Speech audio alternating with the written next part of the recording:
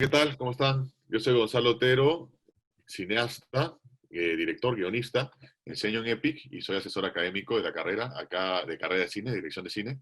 Acá me acompaña Andrea Hoyos, directora de cine, guionista también, también profesora en EPIC. Está Pierre Salazar, artista digital, con gran experiencia internacional. Además, director de la carrera de animación 3D y efectos visuales en EPIC. Luis, de Cine Oculto, ¿no? Que siempre un portal web bastante seguido por un montón de gente, crítico de cine con bastante experiencia. Y también Chacho León, Isaac León Frías, uno de los críticos de cine, digamos, con mayor reconocimiento, una gran trayectoria, que ha publicado varios libros sobre cine. Digamos, somos los que estamos acá para opinar sobre la plataforma Netflix y poderles dar a ustedes algunas recomendaciones sobre algunas películas que consideramos interesantes, de las que están en la plataforma, para que puedan ver durante la cuarentena, ¿no? Entonces, vamos a empezar con nuestras recomendaciones. Andrea, el primer género que vamos a manejar es drama. Son 4 géneros. ¿Cuáles son tus recomendaciones sobre drama? A ver, yo he puesto, tengo dos. Una es American Honey y la otra es Beach Rats. American Honey es una película de hace pocos años dirigida por Andrea Arnold, que también hizo Fish Tank. American Honey ganó el premio del jurado en Cannes y es una película que a mí me parece sumamente interesante desde el punto de vista actoral, porque la protagonista no tenía formación, que es lo mismo que hizo la directora Andrea Arnold en Fish Tank. Es una chica que encontró y, y bueno, es una película que se trabajó sin guión para la mayoría de los actores. Entonces creo que es una película que desde ese punto de vista es muy interesante de mirar. También fotográficamente está grabada como un documental, es a 2 cámaras. Entonces son pues las reacciones reales que tiene la protagonista y los otros actores. Es una película que trata sobre un grupo de vendedores de revistas que van de casa en casa tocando puertas para tratar de vender una revista que en realidad pues no tiene un contenido muy interesante, entonces se tienen que inventar formas y reinventarse para poderlo hacer. Entonces tiene un poco de romance, tiene un poco de comedia, suceden un montón de cosas en ese trayecto, es casi como un road movie en realidad. Y creo que es una película bastante interesante para revisar, sobre todo en estos momentos, porque es una película larga, dura casi 3 horas. A veces, normalmente no tenemos todo ese tiempo para poderla mirar, pero ahora que estamos en cuarentena, creo que es una película que se puede recomendar. Y también recomendaría que revisen la filmografía cuando puedan de esta directora, que tiene pues una trayectoria muy interesante y su trabajo con los actores es bien particular. Entonces esa Sí, es una. Fish Tank es con Fassbender, me parece. Sí, es con Fassbender, sí. Claro, esa peli es mostra, esa peli es mostra. Y Es súper. American Honey no lo he visto, pero he visto el afiche. Es con una Ajá, actriz afroamericana, me parece, ¿no? sí, Tasha Lane, sí, que es su Sí, primera película y de hecho después la llamaron para Hellboy, hizo The Miseducation of Cameron Post, también ya está en otras películas independientes tanto como comerciales, pero ha sido la primera vez que se le ha visto, ¿no?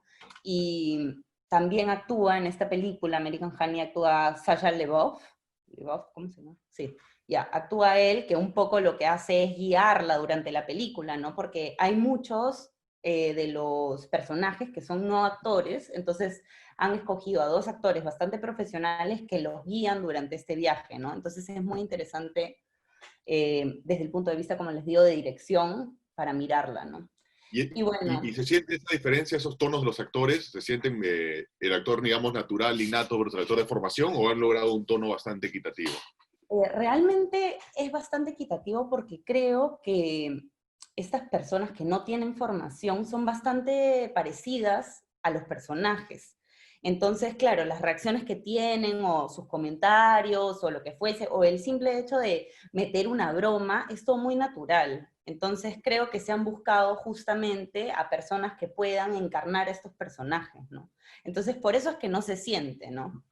Y también que, como les comentaba, que para que el guión solamente se les dio a los actores, digamos, profesionales. Entonces, para los otros era una sorpresa. Entonces, todo el tiempo hay reacciones orgánicas, ¿no? Entonces, eso es como muy interesante. Y luego la otra peli que recomiendo de drama es Beach Rats, no sé si alguno por acá la ha visto, que es de Elisa Hitman. Es una película de hace como 3 años que, a ver, muy pocas veces se ve, creo yo, en estas películas de Coming of Age, un personaje homosexual, joven, que está pues, que tiene todo un rollo con el internet, con reprimir su homosexualidad frente a una familia que casi que lo único que le pide durante toda la película es que tenga una novia y que lleve una novia a la casa. Entonces, es interesante desde este punto de vista como moderno también ver cómo las familias conservadoras de cierta forma también siguen reprimiendo como a los chicos jóvenes, ¿no? Entonces es una película que tiene mucho de tecnología, de estos programas como Tinder, como Megle, no sé si conocen estos programas, donde busca hombres y al mismo tiempo, por otro lado, está buscando una mujer perfecta para su familia. Entonces es una película de personaje, es un drama muy fuerte, muy doloroso también, y visualmente a mí me parece impactante, es uno de los coming of age más guardaditos que tiene Netflix, creo, porque realmente que yo no conocía la película hasta que escuché de la directora y dije, pucha, de repente encuentro algo en Netflix. Y sí, efectivamente está. Luego, después ahora ella tiene una nueva película que, si no me equivoco, ha estado en la Berlinale. Entonces, ella como está haciendo un recorrido sobre historias de juventud que a mí me parecen y de maduración muy interesantes. Claro, es Y tu tema, pues tu película también va por ahí, ¿no? entonces, me gusta un montón, ¿no? Es algo que me llama mucho la atención, sobre todo eh, habla mucho del ser hombre, del cuerpo del hombre, de también no sexualizarlo. Es realmente como muy interesante como para revisar en las nuevas películas que se están haciendo y sobre todo los temas que hoy más nos estremecen, ¿no? Y eso Buenísimo. sí. Pierre, cuéntanos tus dramas. Cuéntanos tus dramas. Ah, ¿mis dramas personales o mis dramas Tus recomendaciones de género drama. en cine? Bueno, no hay mucha sorpresa en eso, no siempre en drama, como decía antes, drama puede ser muchas cosas, pero yo personalmente he escogido dos historias que tienen un tono bastante justo, que es Historia de un matrimonio, ¿no? Manchester by the Sea. Pero lo que me gustan de estos dramas es que a mí personalmente me parece que yo por haber justamente trabajado en producciones con mucho valor visual, con mucho production value, como se dice, ¿no? Que tiene que me encanta, ¿no? Me encanta ese tipo de cine también. A mí lo que me impresiona es justamente, ya que el cine siempre, en cualquiera de los casos, que sea La Guerra de las Galaxias o que sea Historia de un matrimonio, siempre es una ilusión, obviamente, no es una construcción, no es la realidad, inclusive podríamos decir que ningún documental es realmente la realidad, siempre hay una parte de manipulación. Pero justamente ahí, en este tipo de historias, es que es fácil, básicamente, probablemente con exactamente el mismo guión, un director habría hecho sencillamente una telenovela mexicana, ¿no? Por ejemplo, dependiendo de cómo lo dices, cómo lo presentas, y entonces son películas que giran mucho alrededor de la performance, ¿no? Un error de casting puede crear un desastre, claramente, y igualmente de dirección, y eso es lo que me gusta, ¿no? Historias que todos podemos saber, ¿no? Por ejemplo, Historia de matrimonio es una historia de un divorcio. Si hablamos realmente de las grandes líneas del argumento de la película, puede inclusive sonar bastante trivial. Entonces a mí me parece bastante interesante cómo logran, con la química de los actores, con justamente la decisión, ¿no? Ahí es realmente películas en que uno se da cuenta que el director tiene una enorme responsabilidad, sobre todo en eso, ¿no? No se puede apoyar en absolutamente nada más que sus decisiones, y exige mucha precisión, ¿no? En Manchester by the Sea también es un drama familiar, y que me gusta justamente por ese aspecto bastante sobrio, elegante, ¿no? Y que francamente muy hecho a la medida, muy preciso, ¿no? Probablemente una palabra fuera de diálogo, una expresión facial, tal vez inclusive hasta un ángulo de cámara ¿no? Hay que controlarse, ¿no? Pues seguramente como director y hasta director de fotografía puede ser tentador de intentar algo, una luz un poco distinta, qué sé yo, ¿no? Y hay una coherencia ahí que debe ser muy difícil de conseguir a lo largo de tanto tiempo. Eso es lo que yo siento, ¿no?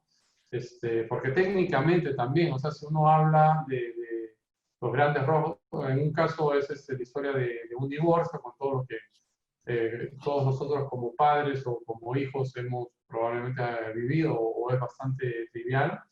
El ritmo, ¿no? O sea, de hacer llegar justamente en los momentos indicados, cuando ya tal vez se vuelve demasiado trivial, personajes como el personaje de Ray Liotta, ¿no? El abogado, Laura Dern, que son esa especie de... Realmente ahí te das cuenta que el cine es como la cocina, ¿no? O sea, demasiado de esto y podría haber arruinado el sabor de la película, demasiado poco y se hubiera vuelto tal vez insípido, ¿no? Entonces, en Historia de un matrimonio es eso, ¿no? Hay un ritmo que es muy, muy fino, o sea, hay momentos lentos y cuando ya como que uno podría tal vez perder interés, ¡pum!, aparecen estos, es un ejemplo, ¿no?, de muchas cosas que suceden en la película, aparecen estos actores que son adrede bastante fuertes, ¿no? O sea, Ray Liotta es un actor o sea, no lo recuerdo en ninguna película en la que no haya tenido una presencia tanto en cuanto a su carisma como lo que tiene que decir, ¿no? Que sea tan fuerte. Llega, pero llega, ¿no?, a decir 2 o 3 frases y de nuevo, ¿no? Es muy complicado ese control. Y ahí es donde te das cuenta que es el director que tiene el control, no el actor, sino realmente... no, ya me imagino las discusiones diciendo, no, vas a decir eso y nada más, Ray, ¿no? Ya, quédate más tranquilo. Y ese tipo de cosas, ¿no? Entonces eso es lo que me interesa y el balance es tan preciso que, como te digo, ¿no?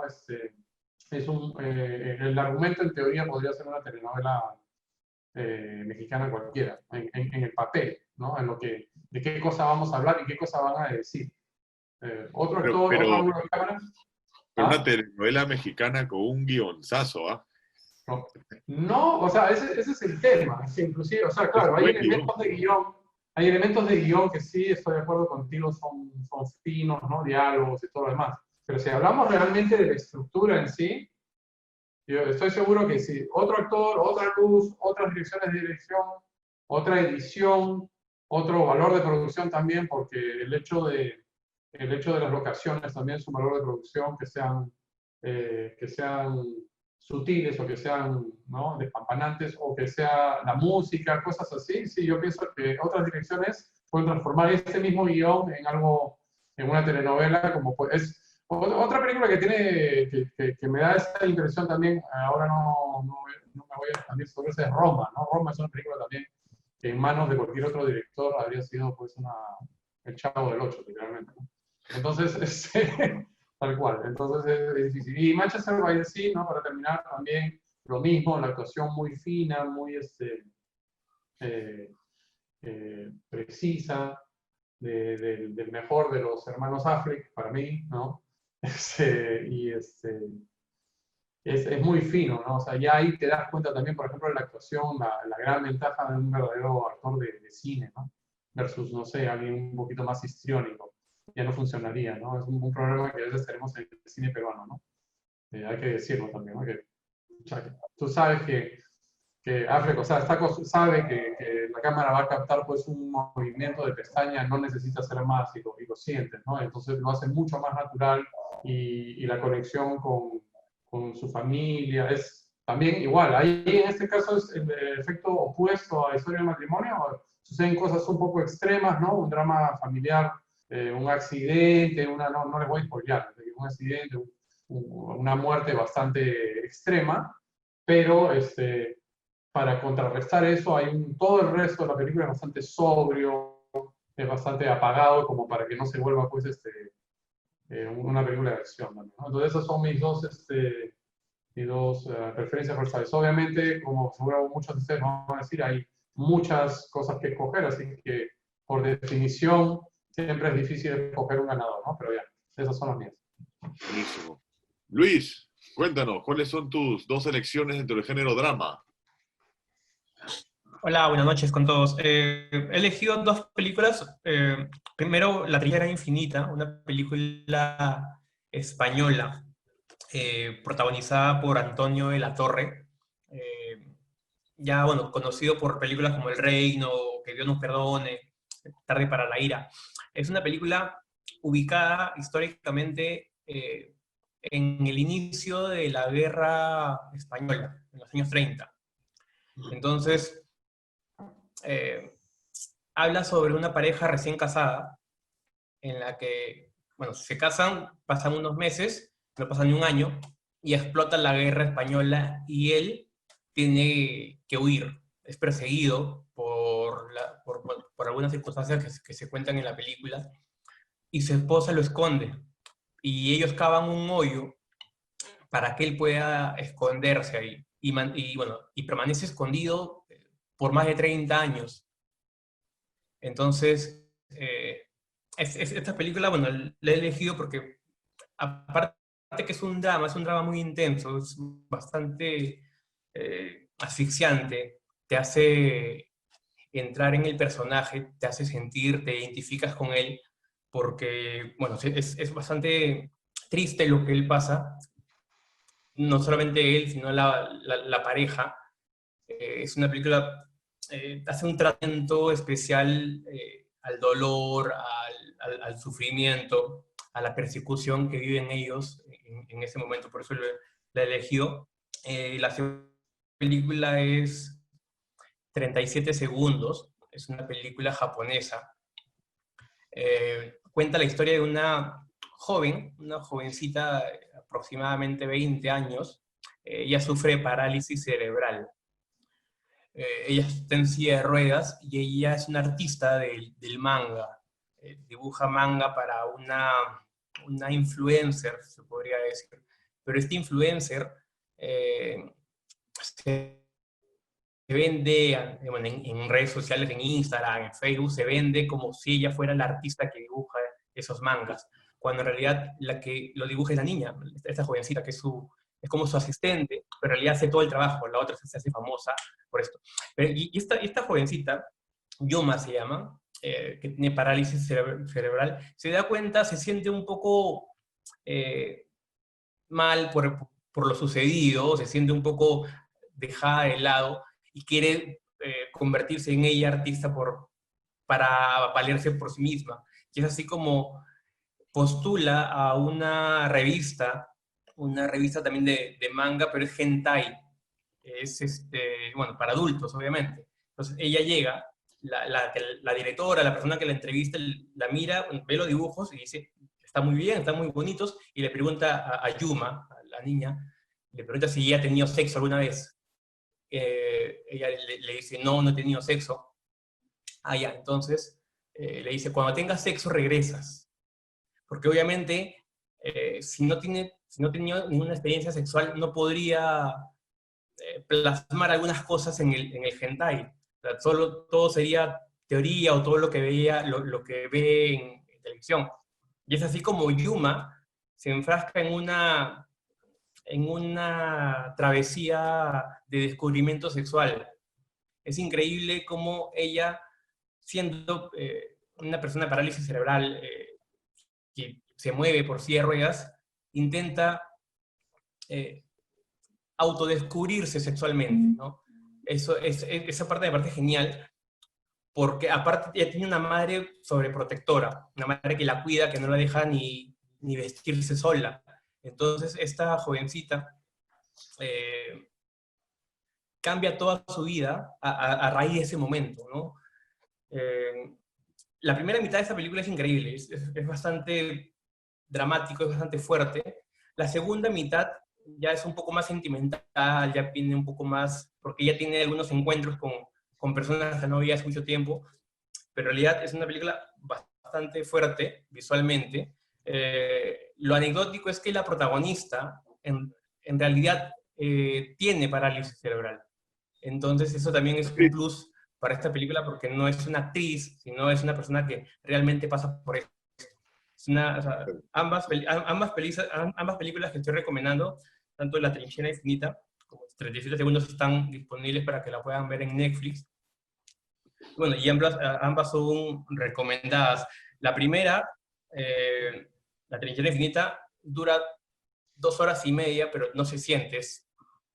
La velocidad y la intensidad de la película es increíble. O sea, no descansas ni un segundo, es fuerte.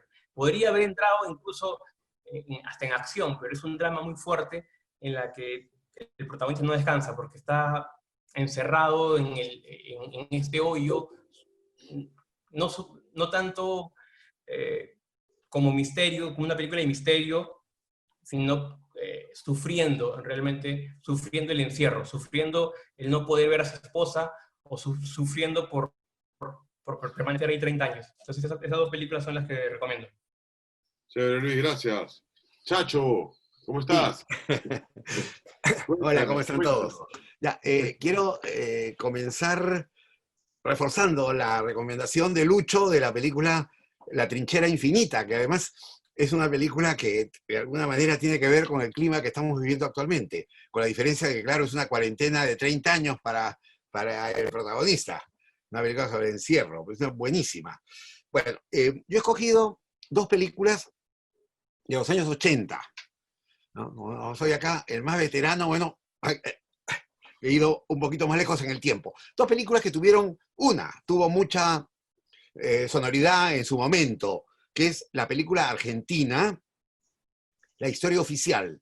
La historia oficial ganó el Oscar a la mejor película extranjera del año 1985 y fue la primera vez que una película latinoamericana ganaba el Oscar. Hace pocos minutos Pierre mencionaba la película Roma, ¿no? Que ha sido, digamos, la última película latinoamericana y la primera para México. La primera para México, porque Argentina ha ganado 2 Óscares. Chile 1, La Mujer Fantástica, y esta es la primera que gana México. Bueno, La historia oficial es una película que cuenta, en principio, digamos, un drama familiar de un matrimonio que está buscando la adopción de un niño.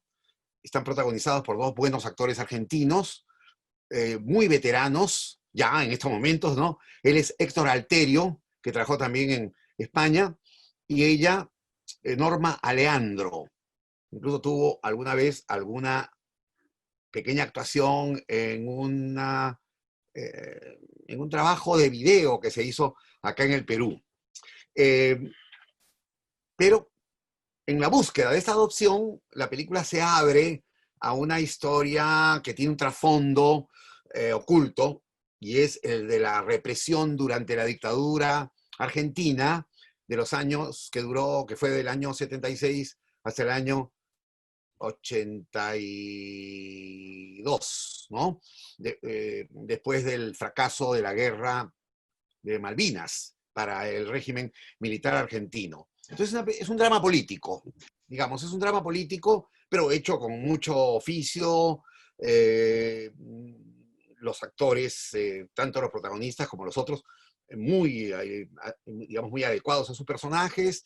Es una película que da cuenta, además, de la madurez de un cine como el argentino, que es una cinematografía que ha tenido una tradición histórica, ¿no? Quiero decir, cuando nosotros todavía en el Perú, en los años 80, estábamos levantando una actividad cinematográfica que prácticamente se inicia hacia mediados de los años 70 con la ley de cine, ¿no? Antes era muy poco lo que se hacía. Argentina sí tenía ya una larga historia. Entonces, esta película, digamos, es una demostración de esa solidez de narrativa, de ese trabajo de equipo y de esa solvencia de los actores protagónicos. La dirigió Luis Puenzo, que actualmente es el director del Instituto Nacional de Cine y Artes Audiovisuales de Argentina, el presidente, perdón, ¿no? Del organismo promotor y, en fin, el que centraliza todas las ayudas para el cine argentino. La hija, Lucía Puenzo, es en este momento también una de las directoras de mayor interés de las directoras jóvenes. Bueno, la otra película que recomiendo es una película norteamericana de Francis Ford Coppola, que se llama Tucker El hombre y su sueño. Esta es una de las películas probablemente, digamos, menos conocidas de un realizador que tiene, pues, algunos de los títulos más célebres y más conocidos por los aficionados. Los Padrinos, por ejemplo, ¿no? La trilogía del Padrino, Apocalypse Now, La Conversación, Rumble Fish, o La Ley de la Calle, entre otros. Tucker no fue una película que tuvo mucho éxito. Está protagonizada por Jeff Bridges y se inspira en un hecho real, pero que cuando uno ve la película, a no ser por las alusiones directas que se hacen a estas empresas automovilísticas, podría imaginarse que que es una situación inventada. Es un empresario inventor. Es decir, es un tipo que tiene las características de estas figuras históricas norteamericanas, como puede ser Edison, por ejemplo, ¿no? El que descubrió, el que inventó y patentó la bombilla, el foco eléctrico, el gramófono, el kinetoscopio, que se antecedió a la aparición del cine. O a Ford, a Henry Ford, el gran inventor automovilístico. El personaje de Tucker pertenece, digamos, un poco a esa estirpe, pero más idealista. Es un hombre que prácticamente se enfrenta a los poderosos en Detroit, a la Ford, a la a la empresa, perdón, a la Chrysler, a la General Motors, y diseña un modelo de automóvil del que logra hacer simplemente 50, digamos, vehículos, y que fracasa, y que ha quedado como el Tucker es el nombre del auto, los especialistas y los conocedores deben tener esta referencia, porque queda como ejemplares de museo. Bueno, la película no es un drama cargado, como lo es la historia oficial, más ligero, y tiene, a la manera en que Coppola hacía muchas de sus películas en esos años, casi un cierto lado como épico. Claro, no es una épica espectacular, no tiene que ver con... no es la épica urbana de Los Padrinos, o el lado violento, criminal, no es la de Apocalypse Now, sino son los afanes de este hombre por imponerse en un medio muy competitivo. Y está hecha con una puesta en escena notable, ¿no? El manejo de la movilidad de la cámara, el diseño visual, un diseño de producción estupendo, ¿no? Son esas películas en las que uno reconoce que se justifica ampliamente el gasto realizado, aunque no haya sido una de las producciones más costosas de Coppola. Pero siempre era un hombre derrochador, tanto así que eso ha sido una de las causas de que su carrera no haya continuado a través de los años a la altura de la que tuvo durante por lo menos unos 20 años, ¿no? Por este lado excesivo que tiene sus producciones y que le hizo tener que cerrar su empresa Zoetrope. Bueno, esas son las dos películas que recomiendo. Gracias, Chacho. Bien. Ya, bueno, yo voy a ser más breve. Yo estoy recomendando dos películas también de género drama. La primera es White Girl de la directora Elizabeth Wood. Es una película norteamericana, independiente, una película, digamos, pequeña de alguna manera en cuanto a presupuesto, producción. Es una película urbana, bastante cruda, bastante dura, de una chica que, bueno, se mete pues con gente que no debería meterse, ¿no? Tiene una relación amorosa con un pata que es un vendedor de drogas y trata de sacarlo de los problemas en los que él se mete, de alguna manera sacrificándose. Y es una película, como les digo, dura, bastante cruda, bastante realista, con buenas actuaciones, con una cámara bastante viva, bastante medio así con un look un poco documental, que digamos encaja dentro de este cine independiente norteamericano de bajo presupuesto, pero que busca retratar pues la realidad, ¿no? La realidad urbana y estos personajes pues del bajo mundo de la urbe, ¿no? Pero desde el punto de vista femenino. Me parece una película interesante. Y la otra película que voy a recomendar es Temporada de Casa, de la directora Natalia Garayola, película argentina del año 2017. Esa película yo la vi en el Festival de Cine de Lima, cuando me tocó, digamos, ser jurado para el premio de EPIC. EPIC entregó un premio que es el premio a los nuevos realizadores, para las primeras y segundas películas, ¿no? O sea, para lo que es ópera prima y segunda película. Y ese año, justamente, nosotros le otorgamos el premio de EPIC a esta película, Temporada de Casa. Es una película muy interesante que se desarrolla en la Patagonia. Tienes a un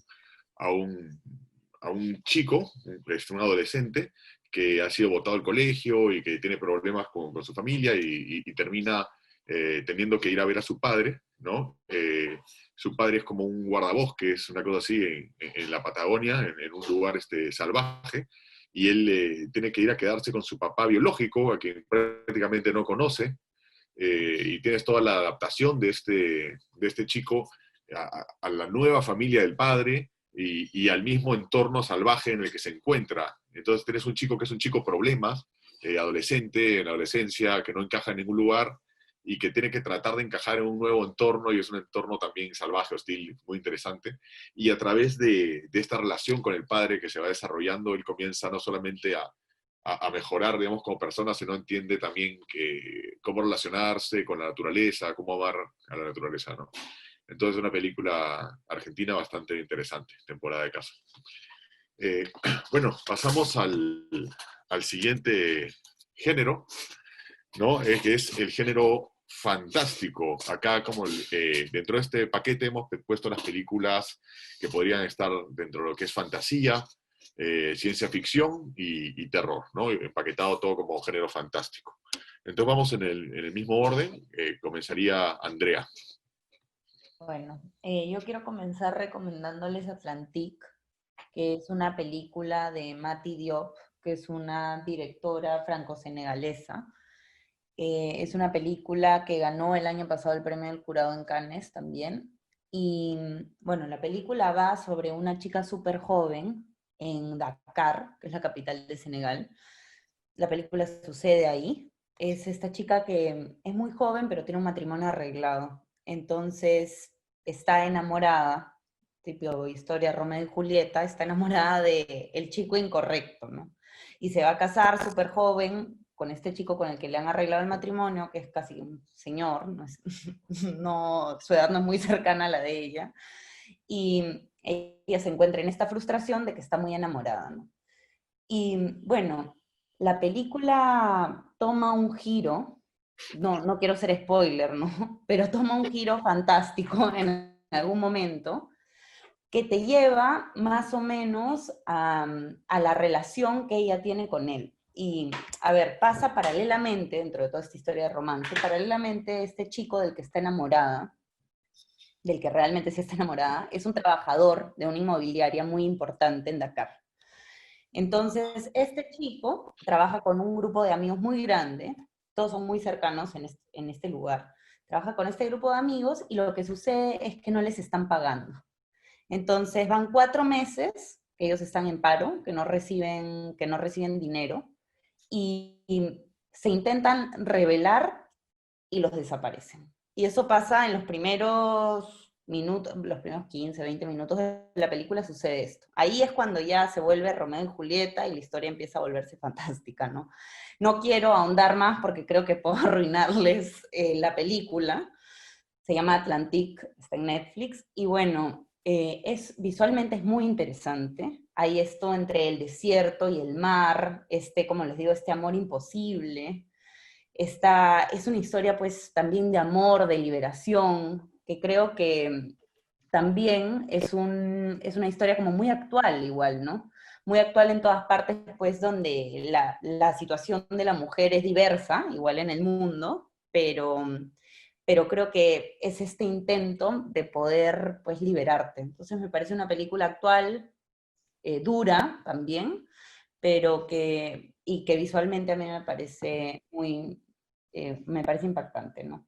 Y por otro lado, mi segunda recomendación es Lázaro Felice, que es una película de una chica que se llama Alice Rohrwacher, de una italiana.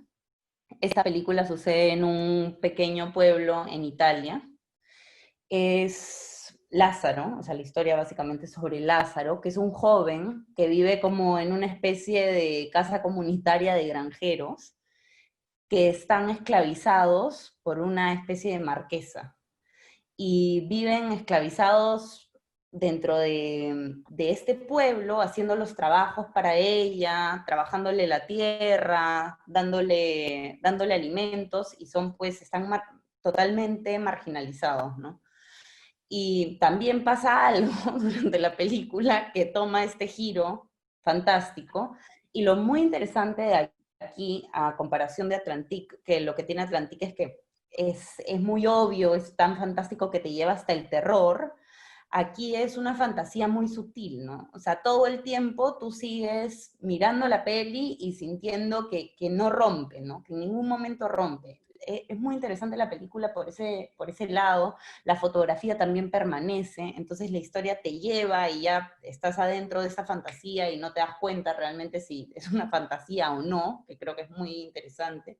Y es casi una fábula, pues, porque es un pueblo muy pequeño en Italia, los personajes, ¿no? La forma de hablar, aparte es un personaje como que parece muy ingenuo y a la vez no sabe si es que, no sé, si es que lo hace porque él es así o porque tiene algún tipo como de, no sé, de tema con socializar.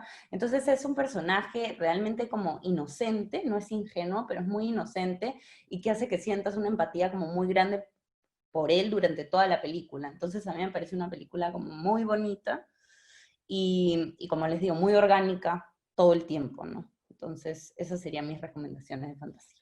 Gracias, Andrea. Chévere. Pierre, cuéntanos. A ver, yo por el lado fantástico he escogido una película española que se llama El Hoyo, que vi hace un par de semanas, creo. Es una película que tiene bastante, o sea, que creo que tiene bastantes capas, o al menos eso es lo que creo haber entendido. ¿No? Tiene connotaciones un poco, es una mezcla o sea, primero el argumento es de estas personas que aparecen súbitamente en una especie de prisión vertical, ¿no? Entonces recuerda a otras películas fantásticas como Cubo, ¿no? O sea, gente que trata de salir, que no sabe exactamente qué está pasando, despiertan súbitamente en esta cárcel vertical en la que el argumento es bastante sencillo, es un sistema de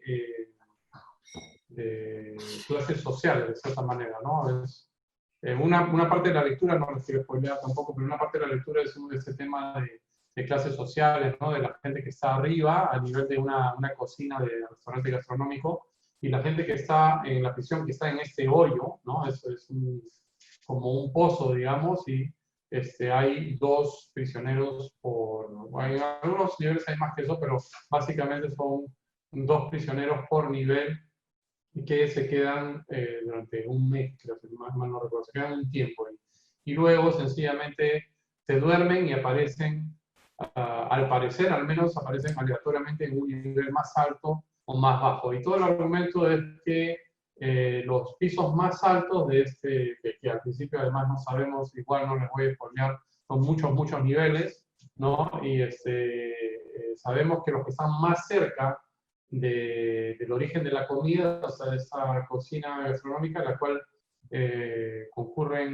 llegan personalidades, ¿no? Es una comida muy fina y comienza a bajar la comida y obviamente a medida que estamos más abajo en el hoyo van quedando los restos hasta que al nivel más bajo literalmente no queda nada y el que esté en el nivel más bajo literalmente muere de hambre, ¿no?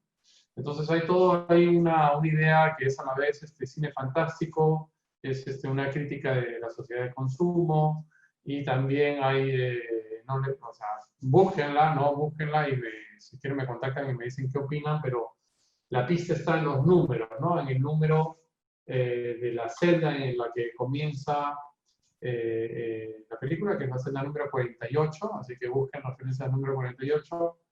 y al número 33, y al número 666, etc. Bueno, hay una referencia que tiene muchas capas y muchas lecturas, y probablemente los creadores de esta película española han jugado un poquito con la ambigüedad de varios conceptos, ¿no?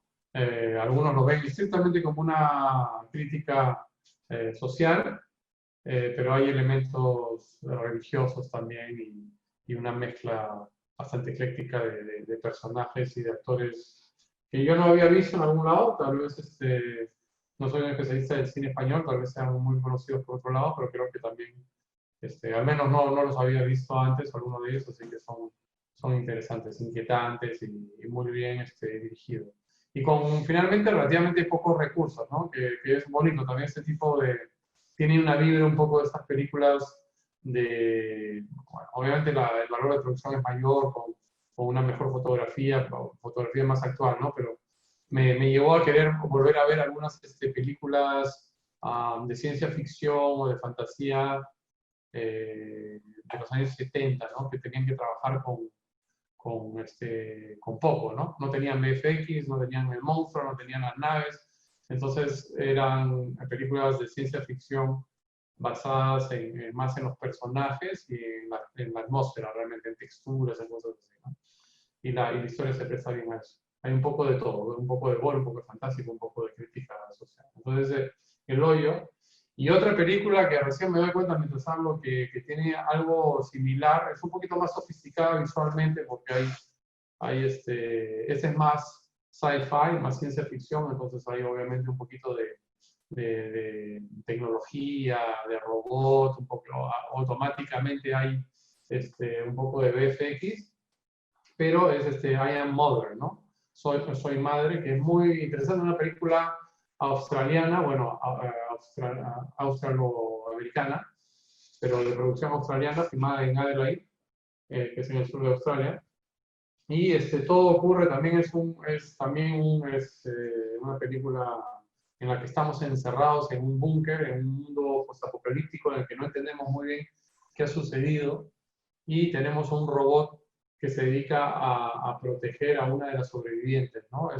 Y bueno, todo es entre este robot que es la madre, que funciona como un último recurso de la humanidad, también nos va a hacer un poco recordar los momentos que vivimos, ¿no? Un poco de encierro, un poco claustrofóbico, son todos personajes femeninos también, lo que es interesante, desde la madre, o sea, hay también una dinámica ahí interesante entre madre e hija, ¿no? Entonces es ciencia ficción y suspenso psicológico, muy, muy interesante, y con actores americanos sí, pero sí sientes un poco que hay otros, ¿no? No me voy a expandir acerca del cine australiano que tuve el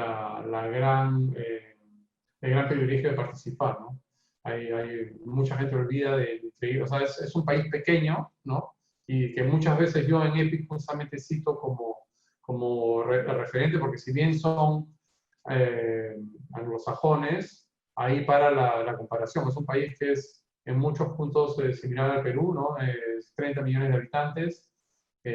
Ok, es un país del primer mundo, sí, pero es un país pequeño finalmente, o sea, muy poca población. Sin embargo, lo que es interesante es que tiene un impacto enorme en Hollywood, específicamente en el cine, en su entorno, pero para los que nos escuchan, ¿no? Para que tengan un poco de perspectiva, hay una enorme cantidad de estrellas de cine muy conocidas que son de origen australiano: Nicole Kidman, Russell Crowe, Eric Bana, Sam Worthington, para lo que son estrellas, ¿no? De ahí tenemos una enorme cantidad de actores de reparto, de roles secundarios increíbles, como Geoffrey Rush, que fue nominado al Oscar, que hace, yo me olvidé su nombre, Hugo Weaving, que hizo de señor Smith en Matrix, por ejemplo. Entonces, realmente un aporte para un país tan pequeño en teoría y tan joven también, tanto a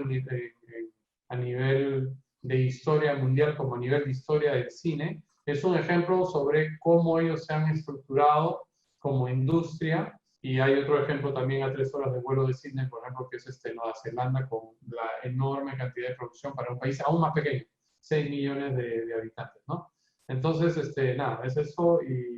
Y si vemos la potencia que ellos tienen en cuanto a la parte visible del iceberg, que son todas Russell Crowe para todos los gustos, ¿no? Actores de personajes, actores secundarios, actores para películas de Marvel como Chris Hemsworth, por ejemplo, ¿no? Que es Thor. O sea, realmente tienen una gama increíble de actores y esa es solamente la parte visible de la industria, ¿no? Naomi Watts, en fin. Entonces, es la parte visible, pero para cada estrella de Hollywood, que es australiana, tienen tal vez 10, 20 o 50 directores, guionistas, productores. Yo tuve la suerte de trabajar con George Miller, que hizo Happy Feet, director australiano, Alex Proyas, Baz Luhrmann, en fin, la cantidad realmente de talento que ha contribuido a la historia del cine en Australia es interesante. Así que hago mención de esta película que es muy bonita, una película australiana, y hay otras películas australianas también, ya búsquenla por ahí, muchas de ellas son muy, muy buenas. Heath Ledger también era australiano, ¿no? ¿Perdón? Heath Ledger también era australiano, ¿no? Heath Ledger, sí, efectivamente Heath Ledger era australiano, murió a los 27 años, ¿no? Después de interpretar al Guasón. Y extrañamente, ya que estamos hablando de actores, productores, directores australianos, que hay una tonelada, y también hay directores artísticos, directores de fotografía, estudios, los estudios más grandes del hemisferio sur están en Australia, la gente no sabe eso. Hollywood, ¿no? Tienes el hemisferio norte, obviamente pensamos automáticamente en California. El hemisferio sur, los estudios más grandes están estaban en Sydney y en la Gold Coast, donde se filmaron Piratas del Caribe, en fin, ¿no? Entonces, un ejemplo de cómo un país pequeño, con historia de cine muy joven, tal vez hasta, no sé, tal vez hasta más joven que la nuestra, población muy joven y pequeña, han logrado, gracias a incentivos, una buena organización, penetrar diferentes mercados. Y ahora que mencionas a Heath Ledger, por ejemplo, una hermosa película, me voy a expandir un poco, pero una muy buena película con Heath Ledger es Candy, que es una película independiente australiana, que tiene a Jeffrey Rush. No sé si la has visto, Andrea. ¿Ah? Two Hands. Como dos manos. Una película australiana. Con Ledger. Hay muchísimas buenas. Ledger era desconocido. Cuando Ledger era así un actor que estaba empezando, desconocido, esta película muy, muy interesante también. Bueno, Candy es una película cuando, tal vez no era desconocido, pero todavía no estaba a nivel de las cosas que decían Hollywood.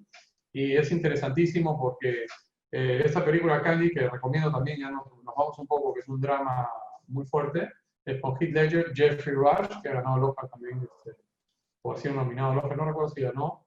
Y es interesante, porque es una película muy intimista, independiente, australiana, y la anécdota es que también tuve la suerte de ir a una fiesta en el departamento donde fue filmada esa película unas semanas antes con Heath Ledger, ¿no? Entonces es realmente una industria muy... Lo que quería decir es que I Am Mother es el ejemplo de una industria australiana muy dinámica y con muchos títulos interesantes. A mí me gusta bastante. Eso es. Okay. Gracias. Lucho, cuéntanos.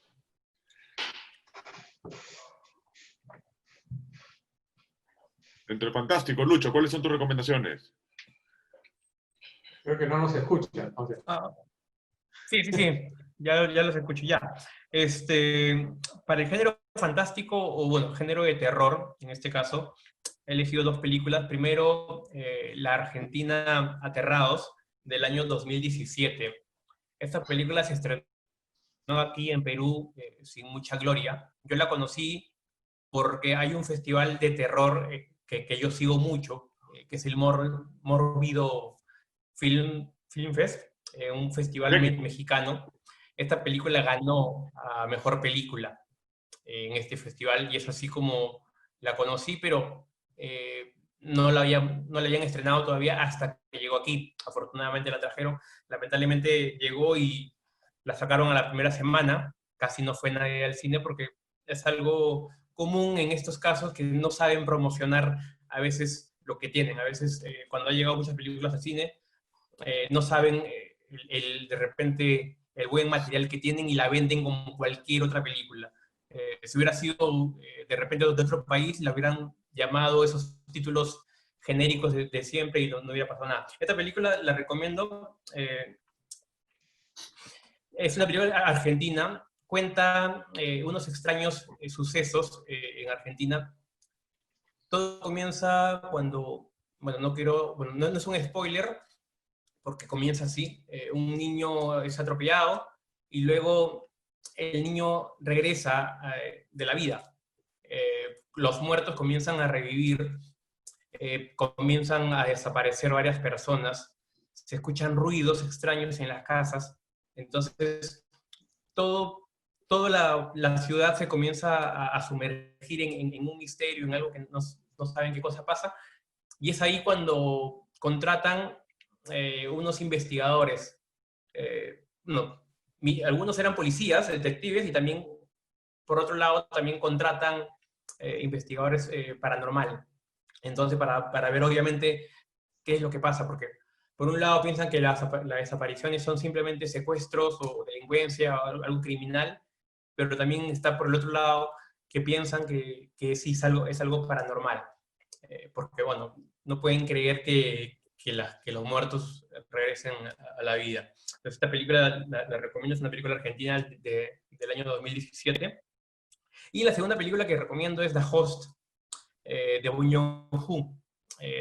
Acá la trajeron como El Huésped, es del año 2006.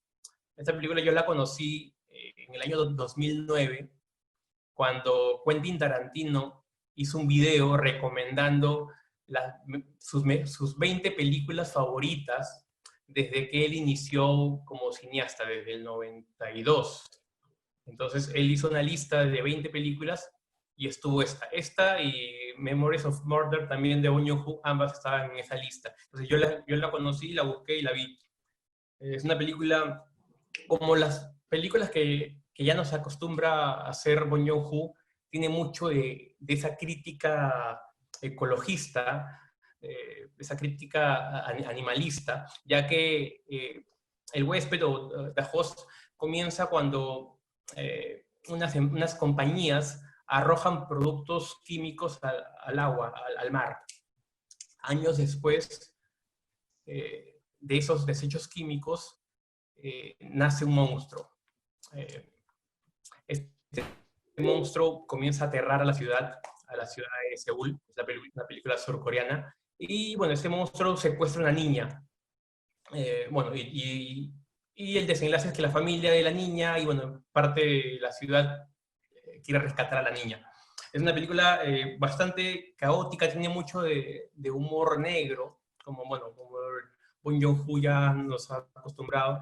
El protagonista de esta película es Song Kang-ho, que también ya ha trabajado varias veces con Bong Joon-ho. En Parasite él es el padre pobre, que luego se convierte en chofer de los ricos. Entonces ya es un actor fetiche que ya ha trabajado varias veces con él. También trabajó en Memories of Murder, que también bueno, es recomendada.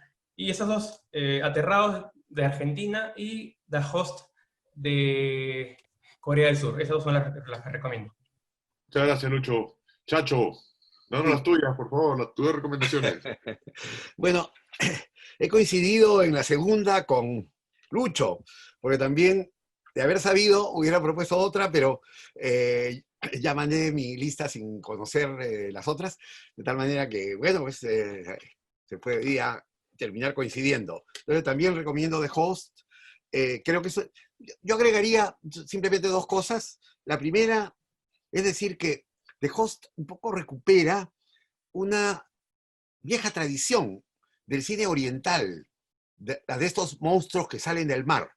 Por ejemplo, en el Japón, que fue la industria que hizo de esta modalidad, digamos, de la ciencia ficción, uno de sus platos fuertes, de esa modalidad del cine fantástico, se filmó en los años 50 Godzilla, que es un personaje que ha quedado vamos a decir, en el imaginario fantástico y que ha sido en los últimos tiempos retomado por las grandes, por los blockbusters norteamericanos, ¿no? Entonces, es así como puede ser, qué sé yo, Drácula o los vampiros o los zombies, esos monstruos marinos en la línea de Godzilla han reaparecido. Y el de la película de Host está un poco en esa línea, aunque, como tú has señalado, la película tiene esos matices del cine de Bong Joon-ho, que trabaja muy bien los géneros, por ejemplo, como hace en Parásito con el género, el drama por un lado, pero porque es una película muy, diríamos, multigenérica, ¿no? Donde se combinan géneros distintos, pero también el relato de terror, el relato criminal y el humor y la comedia, todo entremezclado. Entonces, en The Host también está la comedia en medio de la emoción de esta lucha contra el monstruo. Otra cosa que quería señalar es la importancia de la familia. Eso que en Parásitos es pues, fundamental, ¿no? Las dos familias, la oposición, además que decir, la lucha de clases que se pone de manifiesto ahí entre la familia pobre y la familia rica, de manera muy atípica, por supuesto. En el caso de Host también es la familia que se une para salvar a esa niña que está en peligro. La otra película que recomiendo es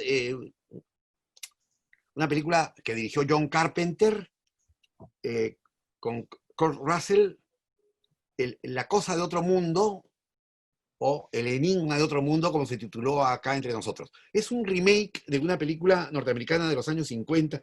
Cuando se hacían estas películas, algo de eso mencionó antes Pierre, de presupuestos muy económicos y filmadas en estudio, con recursos bastante modestos, pero muy efectivas, ¿no? Con una creación de atmósfera y de tensión muy grande, sobre un monstruo absolutamente inesperado que irrumpe en una pequeña comunidad.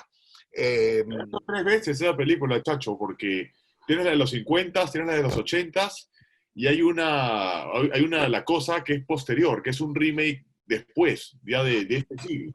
Que no es mala, la he visto también, es bastante mejor. La que tú estás recomendando, Chacho, es la de los 80. Estoy buenísimo. recomendando la de los 80, La de sí. Carpenter, es buenísimo. La de Carpenter. La de Carpenter, esa con Kurt Russell, ¿no?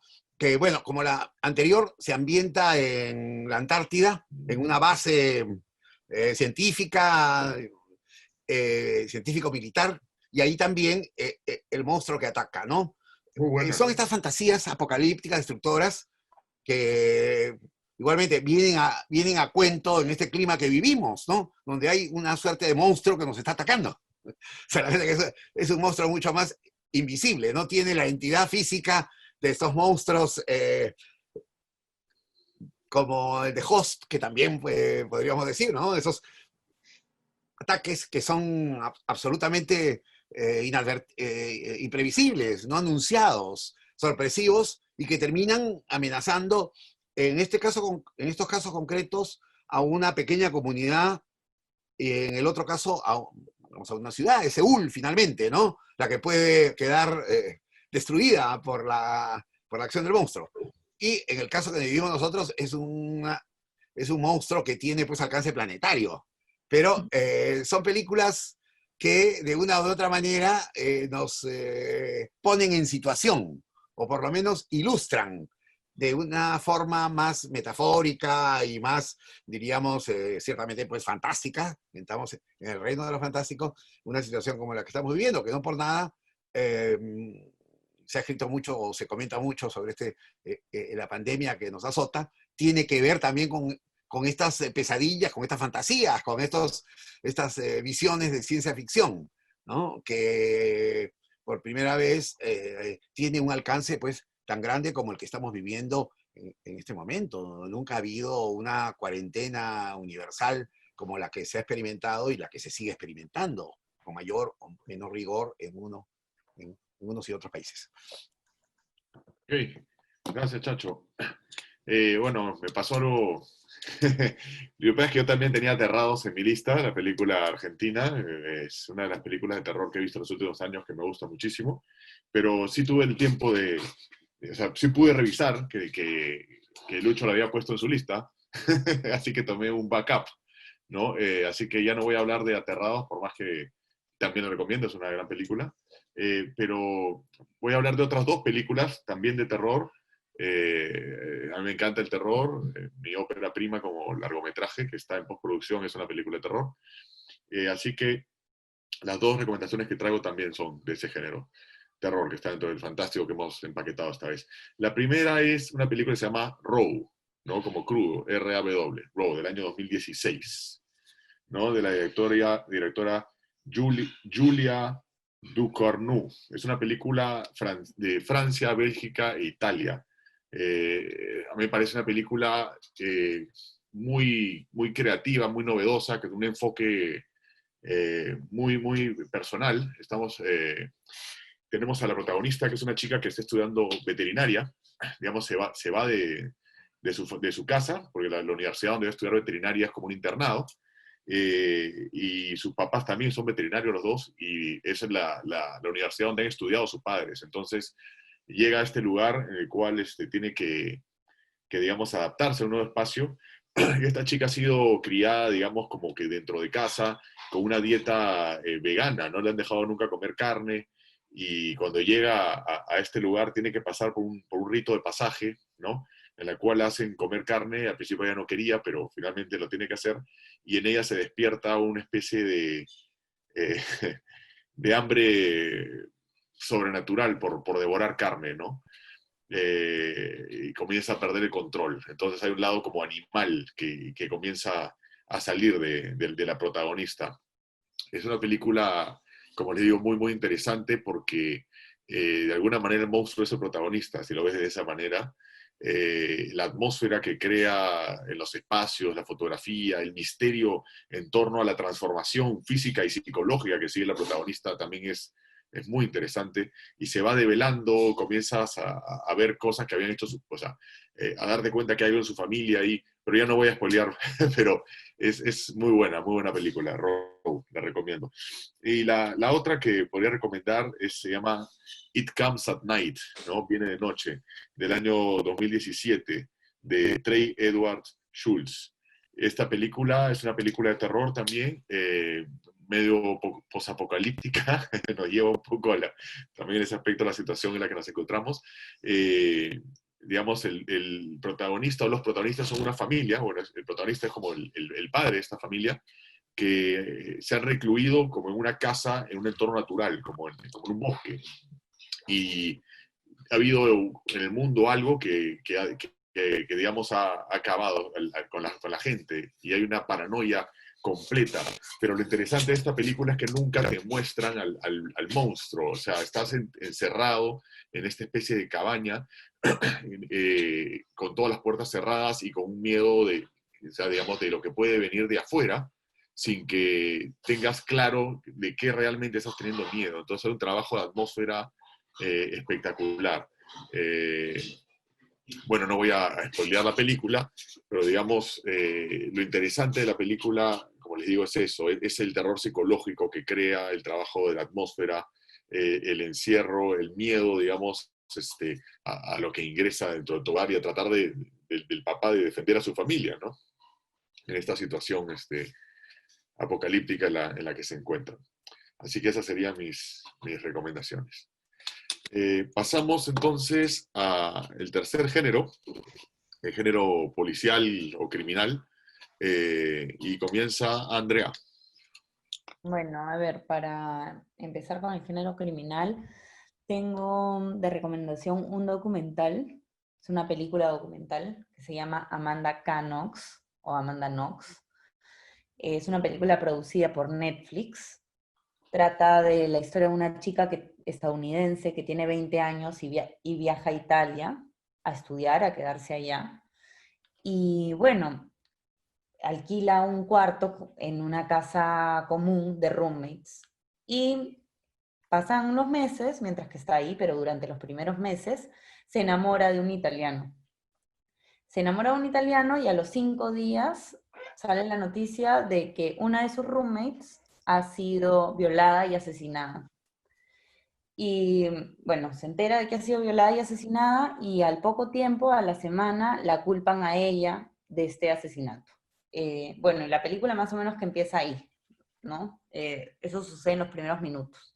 La culpa, y es un documental muy interesante y lo recomiendo porque es como la prensa se encargó, en este caso, de estigmatizar a esta chica de 20 años por pues, sus gustos sexuales, por, por ser tan, digamos, suelta de huesos, digámoslo así, y tan, no sé, tan libre, ¿no? Entonces empiezan a juzgarla un poco y la meten en esta caja de ser la asesina de su roommate, solamente por tener este perfil, que de repente es el perfil de la joven incorrecta, ¿no? De la potencial asesina.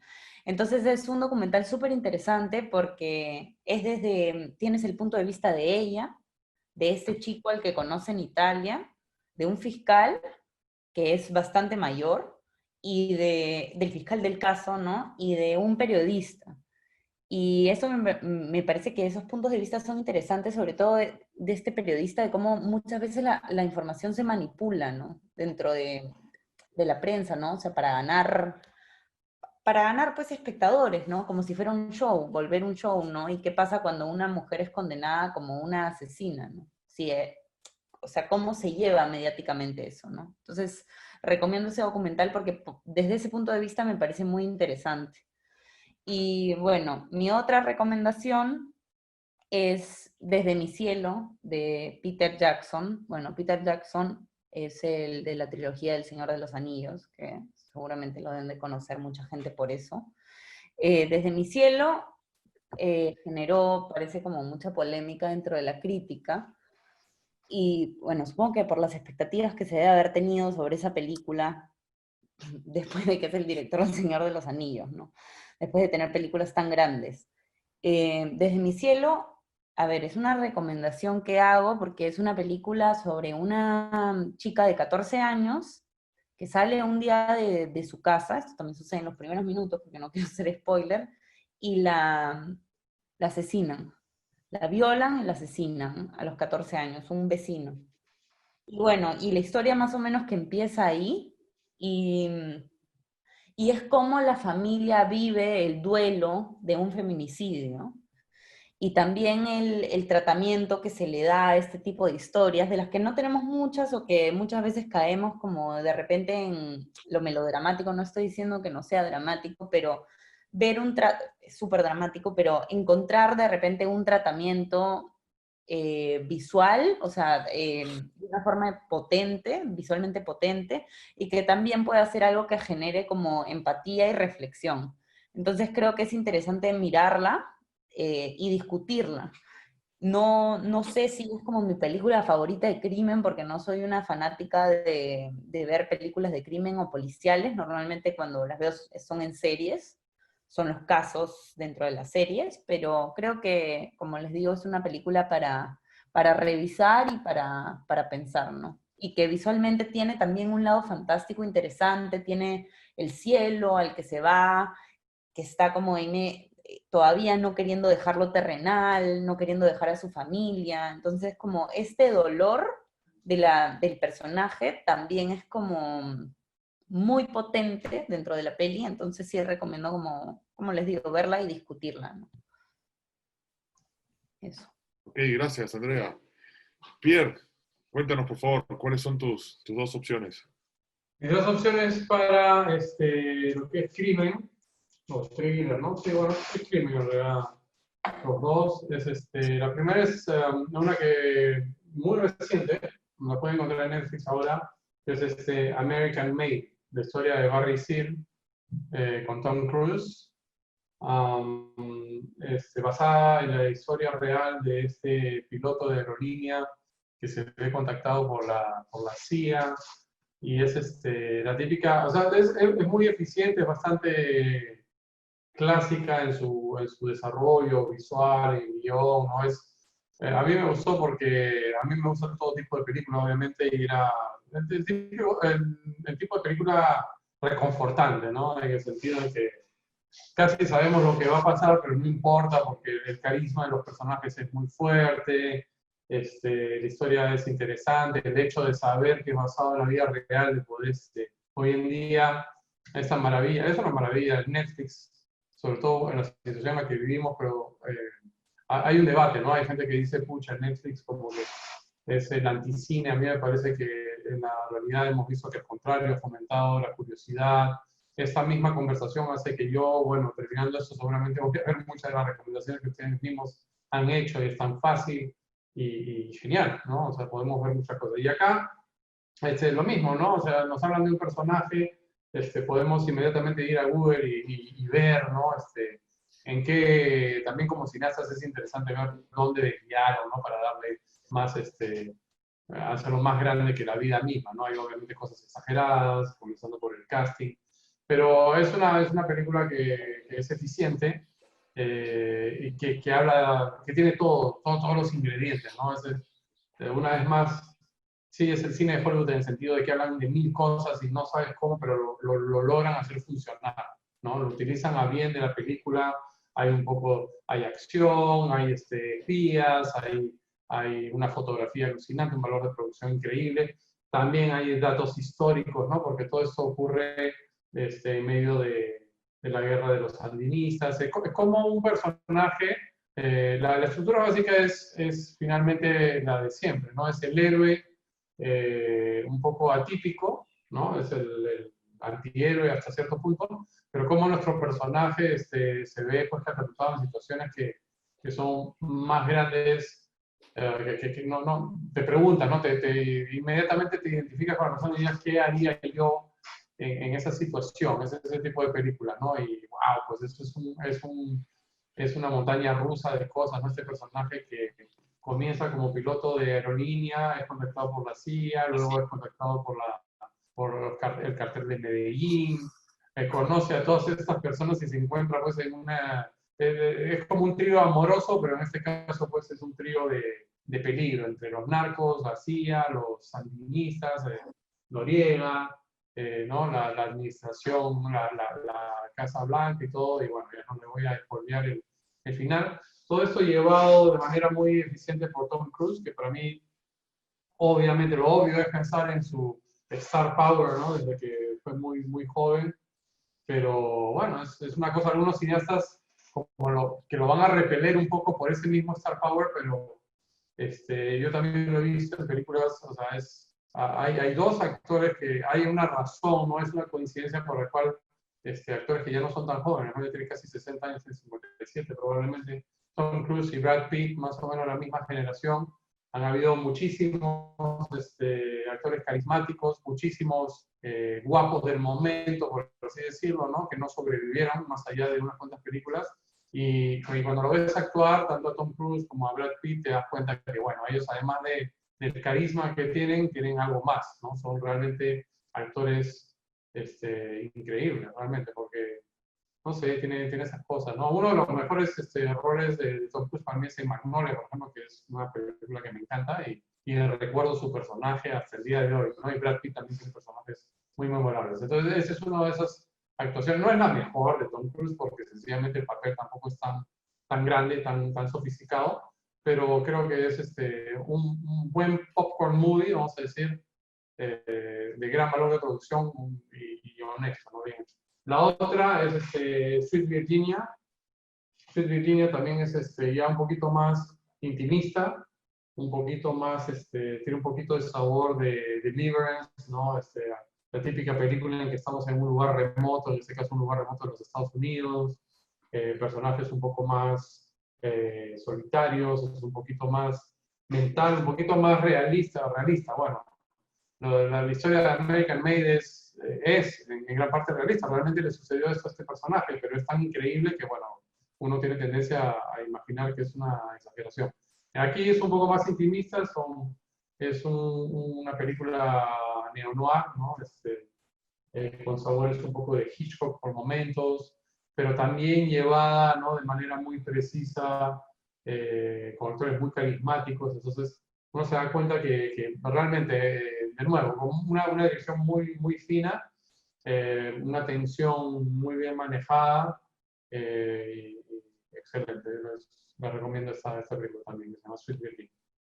Gracias, Pierre. Buenísimo. Lucho, cuéntanos tus recomendadas ahí en género criminal. Hola, ya. En el género criminal tengo dos recomendaciones. La primera es una española llamada Contratiempo. Es dirigida por Oriol Paulo, que hace unos años atrás ya había hecho El Cuerpo, que también es un thriller muy bueno. Contratiempo es protagonizada por Mario Casas. Él es un empresario que se despierta en un hotel junto a su amante muerta. Entonces, él no sabe qué ha pasado, se siente confundido, despierta un poco dopado y no sabe dónde está ni siquiera. Entonces, pero obviamente como es un empresario importante y maneja mucho dinero, contrata mediante sus contactos, mediante su abogado, contacta, porque obviamente cuando él despierta, a los minutos, a los segundos, llega la policía. Entonces está acusado y todo eso, y al otro día va a tener que ir a declarar al juicio. Entonces contrata a una preparadora de testigos, una mujer muy reconocida que prepara a los acusados para que puedan responder de tal manera que cree una duda en el jurado. Así todas las pistas indiquen que eres culpable, tú puedes responder de tal manera que generes esa duda en el jurado. Entonces, la contrata a ella, llega en la noche y tienen unas horas solamente porque en la mañana siguiente, él va a ir a declarar al jurado, al juicio, ¿no? Entonces tiene solamente unas horas. Y en esas horas pasa cosas increíbles. Se descubren muchas cosas que, bueno, él no había dicho bien, él no había contado algunas verdades, algunas cosas que no se acordaba. Entonces se van a ir descubriendo muchos detalles. Es una película con bastante suspenso, con bastante influencia de películas tipo como Brian De Palma. A mí me sorprendió mucho, bueno, ya viene hace muchos años sorprendiéndome Mario Casas, a pesar de que se hizo conocido con películas románticas tipo, creo que es 3 metros sobre el cielo, creo que se llama. También, por ejemplo, en Netflix también está ahora un thriller llamado Hogar, también protagonizado por Mario Casas. Entonces está saliéndose de esa comedia romántica, de ese papel tal vez que les cuesta mucho a estos actores despegarse del rostro, de la cara bonita y ganarse un nombre. Yo creo que lo está logrando porque en esta película se lleva los aplausos. Es un gran thriller. De inicio a fin te mantiene pegado al asiento, entonces es muy buena. Esta es la primera que recomiendo, Contratiempo, una española del año 2016, y la segunda es una película italiana llamada Suburra. Es una mezcla de cine de gángster con cine político. Esta película, bueno, en realidad contar de qué trata sería un poco divagar porque no tiene un tema específico, trata sobre la corrupción en Roma. Roma está llena de apuestas, de mucha corrupción, de mucha delincuencia. Entonces es un escenario completo de corrupción. Entonces en eso gira la película.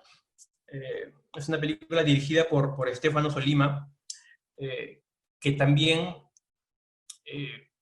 perdón, él es el protagonista, Stefano Sollima, que también hizo una película el año pasado, Il Traditore, el traidor de la mafia se llama, que justamente Italia la mandó para el Oscar, pero lamentablemente no quedó. Esta película también ha generado una serie que también está en Netflix, es una serie buenísima, que pueden ver. Yo recomiendo que vean la película y luego vean la serie. Ya está en la 4ª temporada. Perdón, me confundo un poco con los nombres. Stefano Sollima es el director de la película y el protagonista, que también hace el Traditore, es Pierfranco Favino. Entonces, él es el protagonista de esta película. Entonces, la recomiendo, es una película que te hace recordar a películas de Francis Ford Coppola, por ejemplo. Te hace sumergirte en ese mundo de mafia, de gángsters. Tiene mucho de cine negro, de los años 30, los años 40. Te hace recordar El Padrino bastante. Entonces, es la segunda película que recomiendo, Suburra. Busquen en Netflix, vean esa y luego vean la serie. Es increíble. Dos películas, Contratiempo y Suburra. Esas dos. Gracias, Lucho. Buenísimo, muchas gracias. Chacho. Sí, tengo dos películas, en este caso sí son bastante recientes, digamos. Una, Emboscada Final, que es un título, no tengo aquí en este momento a la mano el título original, pero bueno, es fácil de encontrar.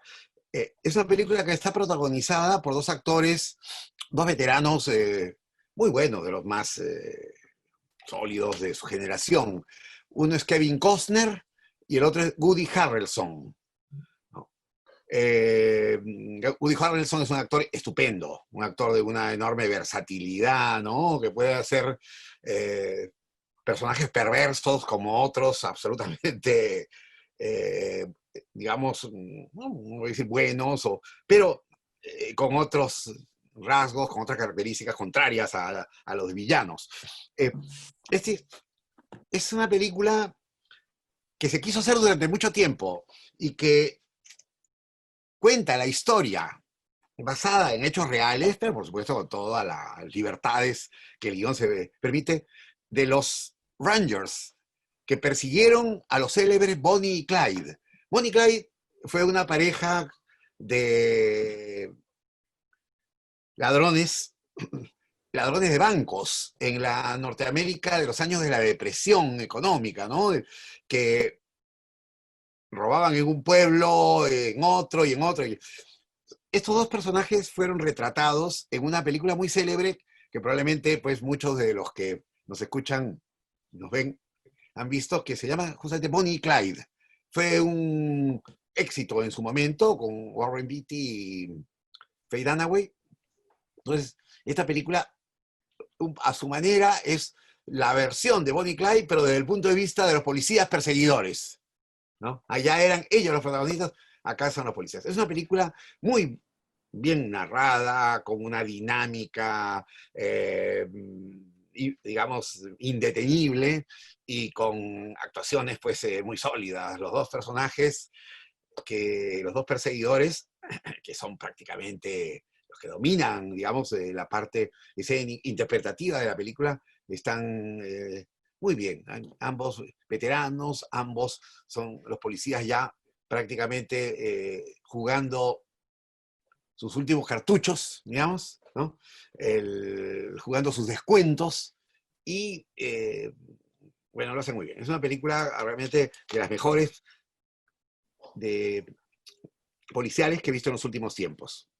Policial, además de exteriores, un policial al aire libre, un policial de grandes carreteras. La otra es muy distinta.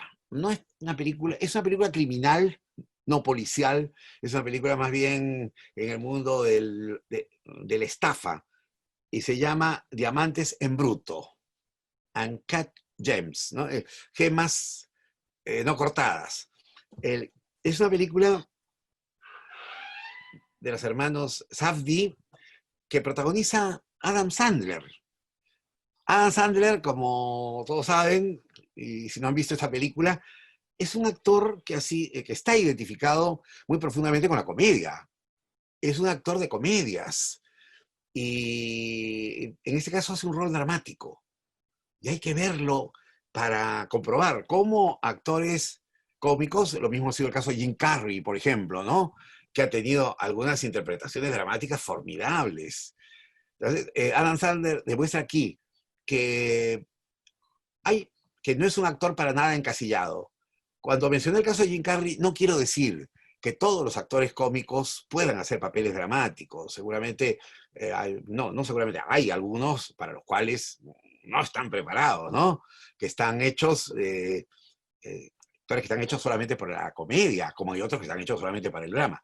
Pero hay otros, el caso de Adam Sandler es uno de ellos, de una versatilidad muy grande, tanto así que aquí hace un rol dramático, pero de un personaje que está en movimiento constante. En alguna medida hay aspectos en la película que ligan al Adam Sandler de Diamantes en Bruto con el Adam Sandler de las comedias.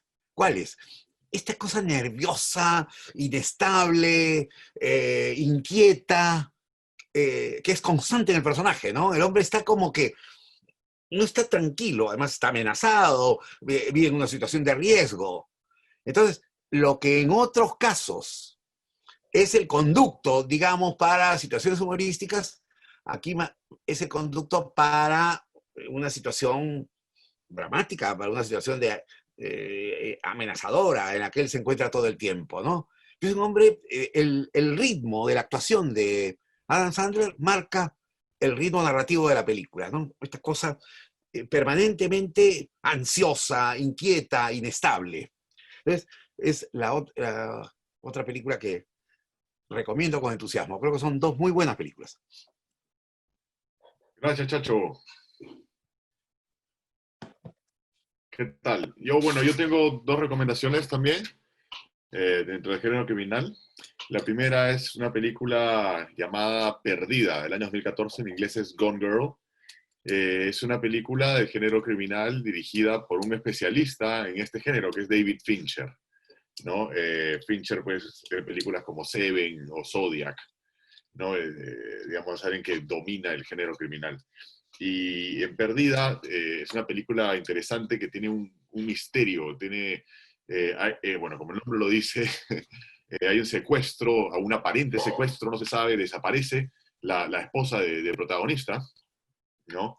El protagonista es Ben Affleck, y a partir de la desaparición de ella, pues hay un misterio que él trata de encontrarla, no se sabe qué ha pasado, la policía finalmente comienza a sospechar de él también, lo ponen a él como un sospechoso de la desaparición de ella, de su esposa. La esposa también era una mujer sofisticada, bella, que digamos, de cara a la sociedad, una artista, una escritora. Además, sus padres habían creado un personaje de ella desde que era niñita, porque sus padres eran escritores y había como un libro de cuentos en el que aparecía ella como niña.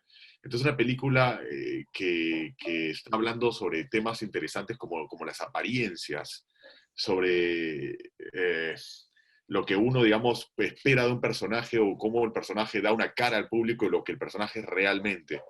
Es un thriller psicológico, entra en la profundidad de las mentes de los personajes. También tienes el tema de juego de poder entre los dos. Es bien interesante, es una película con bastantes capas, con una trama que tiene pues sus nudos, bastantes giros, y que constantemente cambia y te trabaja el misterio, la intriga. A mí me parece una película interesante. No es de mis favoritas de Fincher, pero igual me parece una película bastante bien lograda, y Fincher es un director con mucho oficio. La otra película que recomiendo es una película del año 2017, más bien es una película mucho más pequeña, se llama Willman, de Jeremy Rush. Esta película es una película que parece un poquito, cuando te digo inicialmente, a Drive, porque el protagonista es también un conductor de carros que ayuda a escapar a los criminales cuando cometen un crimen, que está esperando, digamos, es estos especialistas en manejar para escaparse de la policía.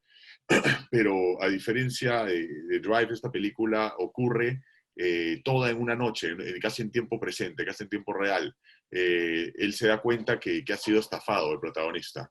Y a partir de que se da cuenta que ha sido estafado, lo que hace es tratar de descubrir quién lo ha estafado. Además, es como si quisieran matarlo a él, ¿no? Quisieran darle vuelta. Entonces, él, al ser parte, digamos, de una organización criminal o trabajar por los criminales, está, digamos, en contra de ellos y tratando de descubrir qué es lo que está pasando con él. Entonces, tienes a este personaje. Es un actor muy, muy interesante. Se me acaba de borrar el nombre del actor, pero ahorita lo encuentro. Willman.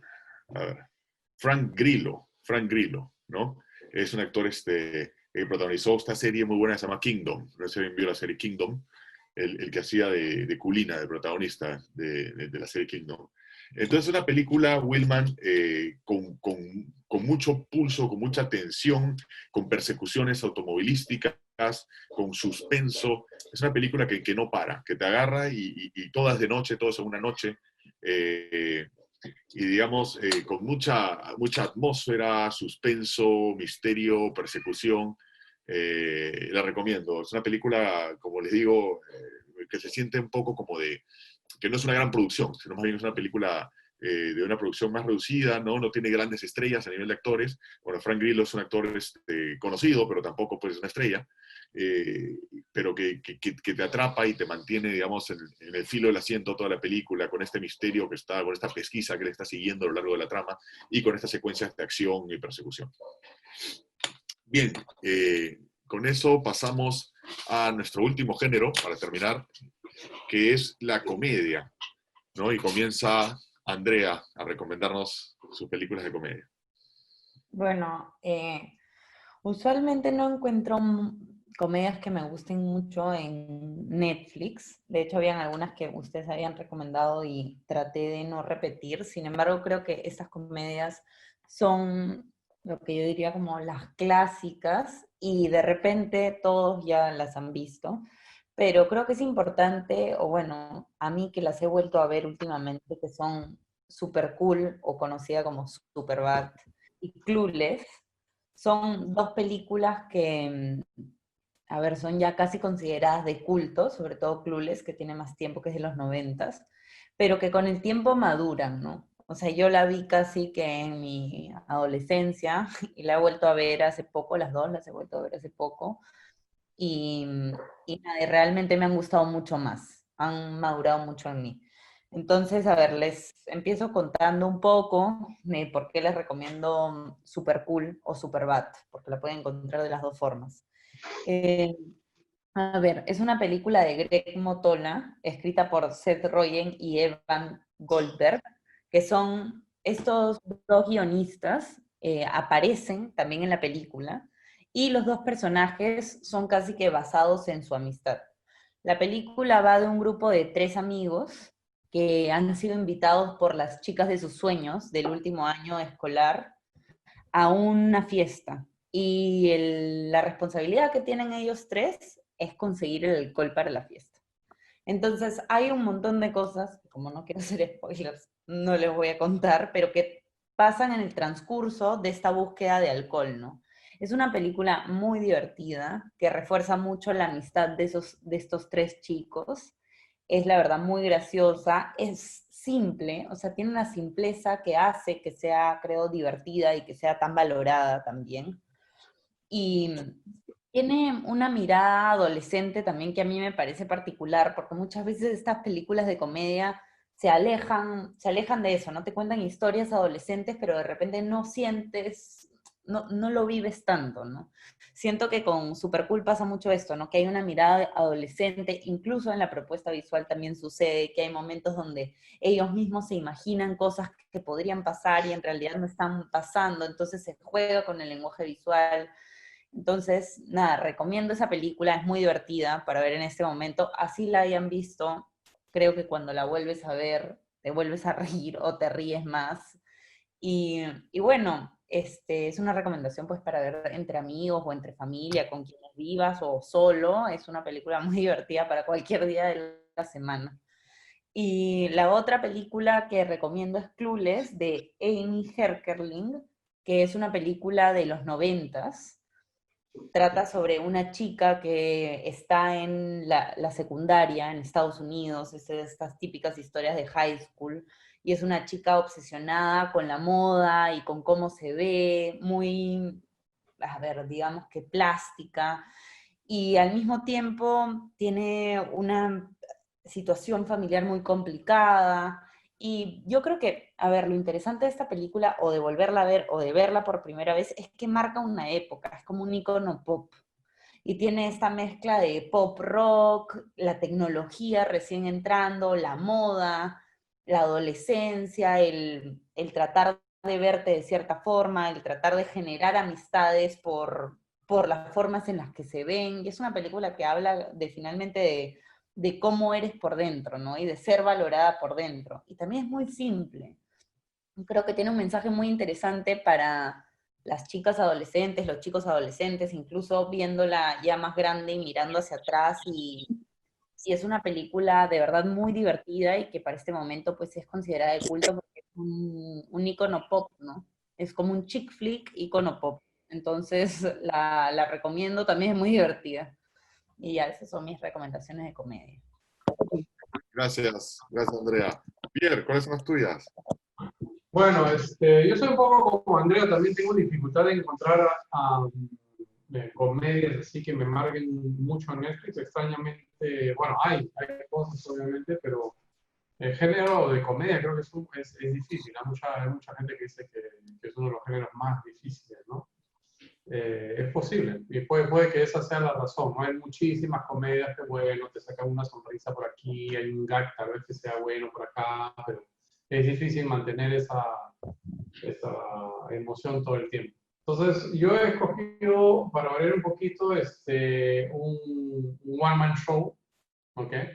Que es justamente de uno de los cómicos más sólidos de su generación, por no decir de la historia, al menos ha creado para Hollywood, ha creado para un montón de formatos, y está en Netflix, tiene uno de los shows hasta que encontré, que es Ricky Gervais.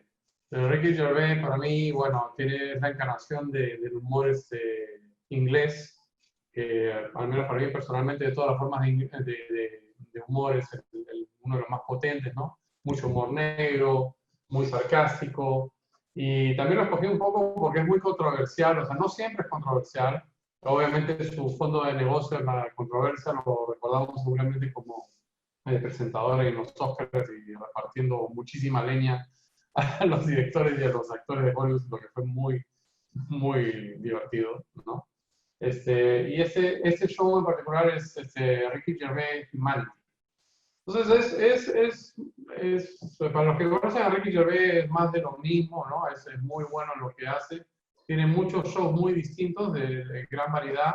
Recordemos que él fue el creador de The Office, por ejemplo, el The Office original, hasta donde si mal no recuerdo, fue lo que lo lanzó como guionista, como actor, como director. Fue luego retomado por Hollywood, ¿no? Hicieron The Office en versión americana, que es también muy buena. Entonces eso es testimonio de un humor muy sólido que funciona inclusive en diferentes contextos, con diferentes actores y sigue funcionando. Entonces, Humanity habla un poco, bueno, de la humanidad, de sus temas siempre muy chocantes, muy poco políticamente correcto, lo que es refrescante, pienso yo, sobre todo por los tiempos que vivimos. Es el anti-políticamente correcto, creo, por excelencia. Han habido otros lo han copiado, otros han seguido ese camino, pero para mí es un poco el papa de ese movimiento.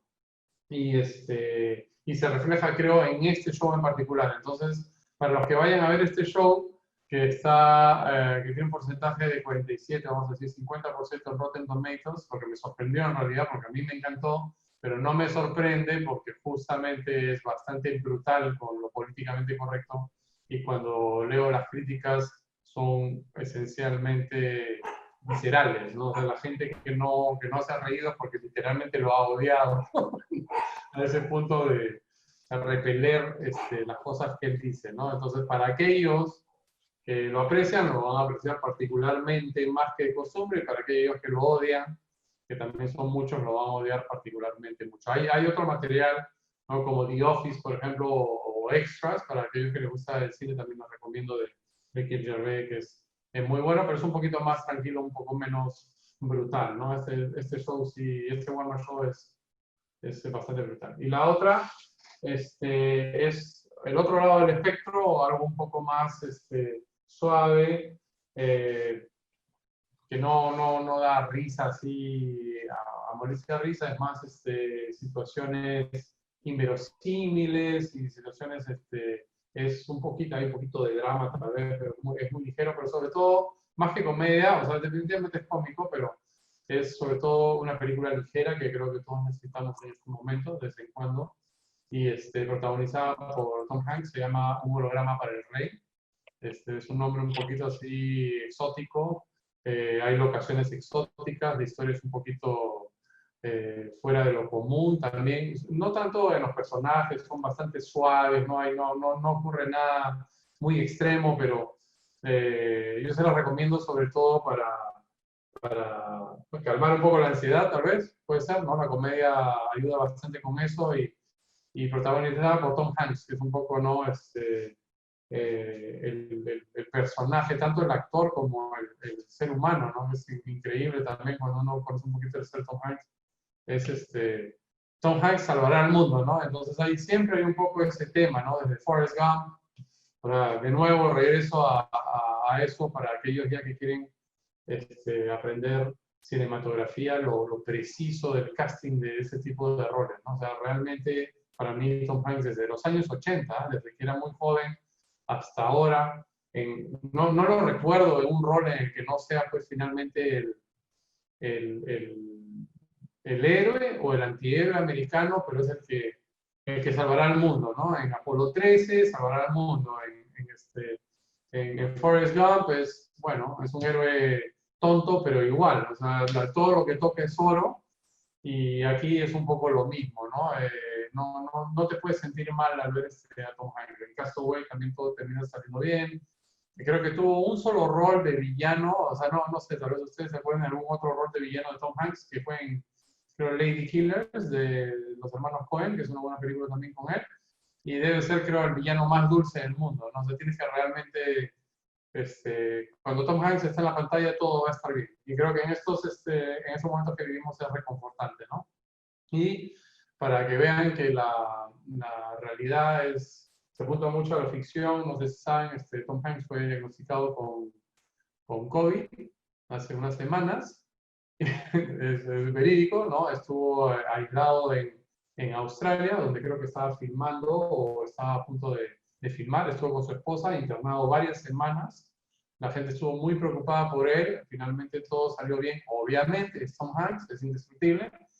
Y estuve leyendo las noticias que están utilizando la sangre de Tom Hanks para tratar de encontrar anticuerpos. Entonces, la realidad alcanza la ficción y bueno, ahí creo una película para sentirse bien un rato y pasarla bien.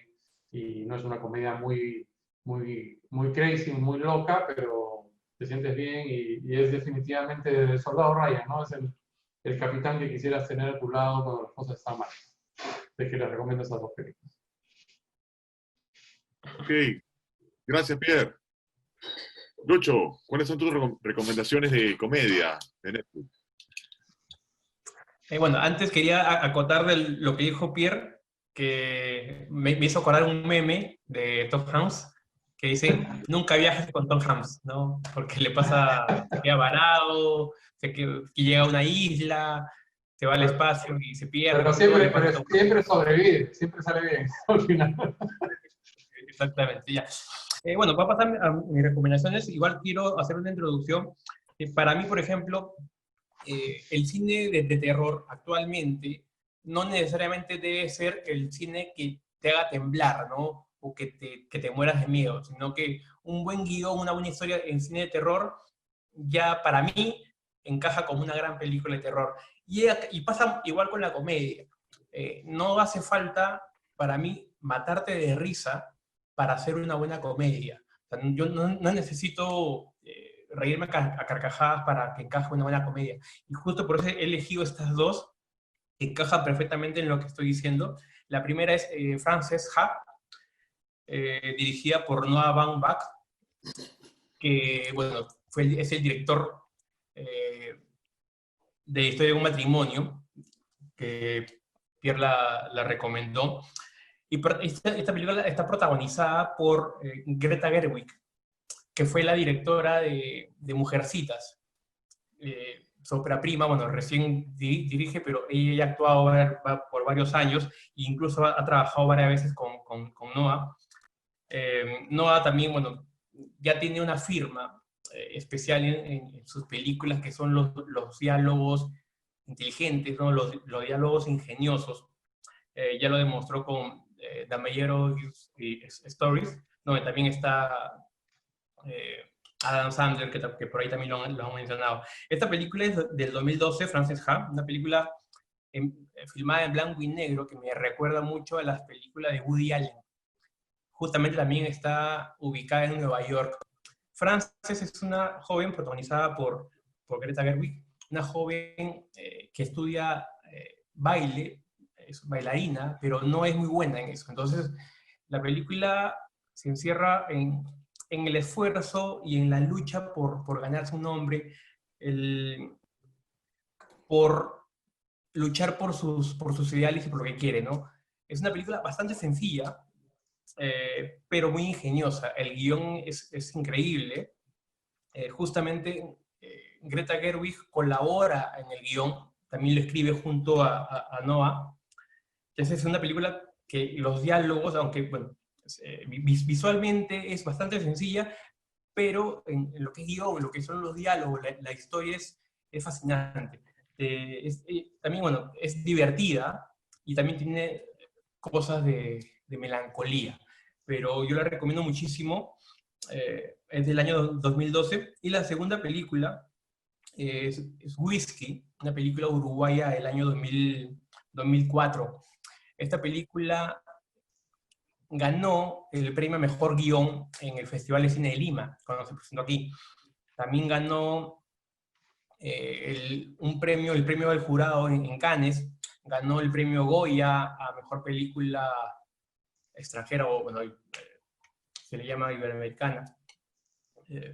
Ganó ese premio. Whisky, dirigida por Juan Pablo Ravela y Pablo Stoll, que justamente es irónico porque su película anterior de ellos dos, porque dirigen en pareja, es 25 Watts, una película sobre jóvenes, sobre 3, 4 jóvenes que se encuentran a tomar cerveza.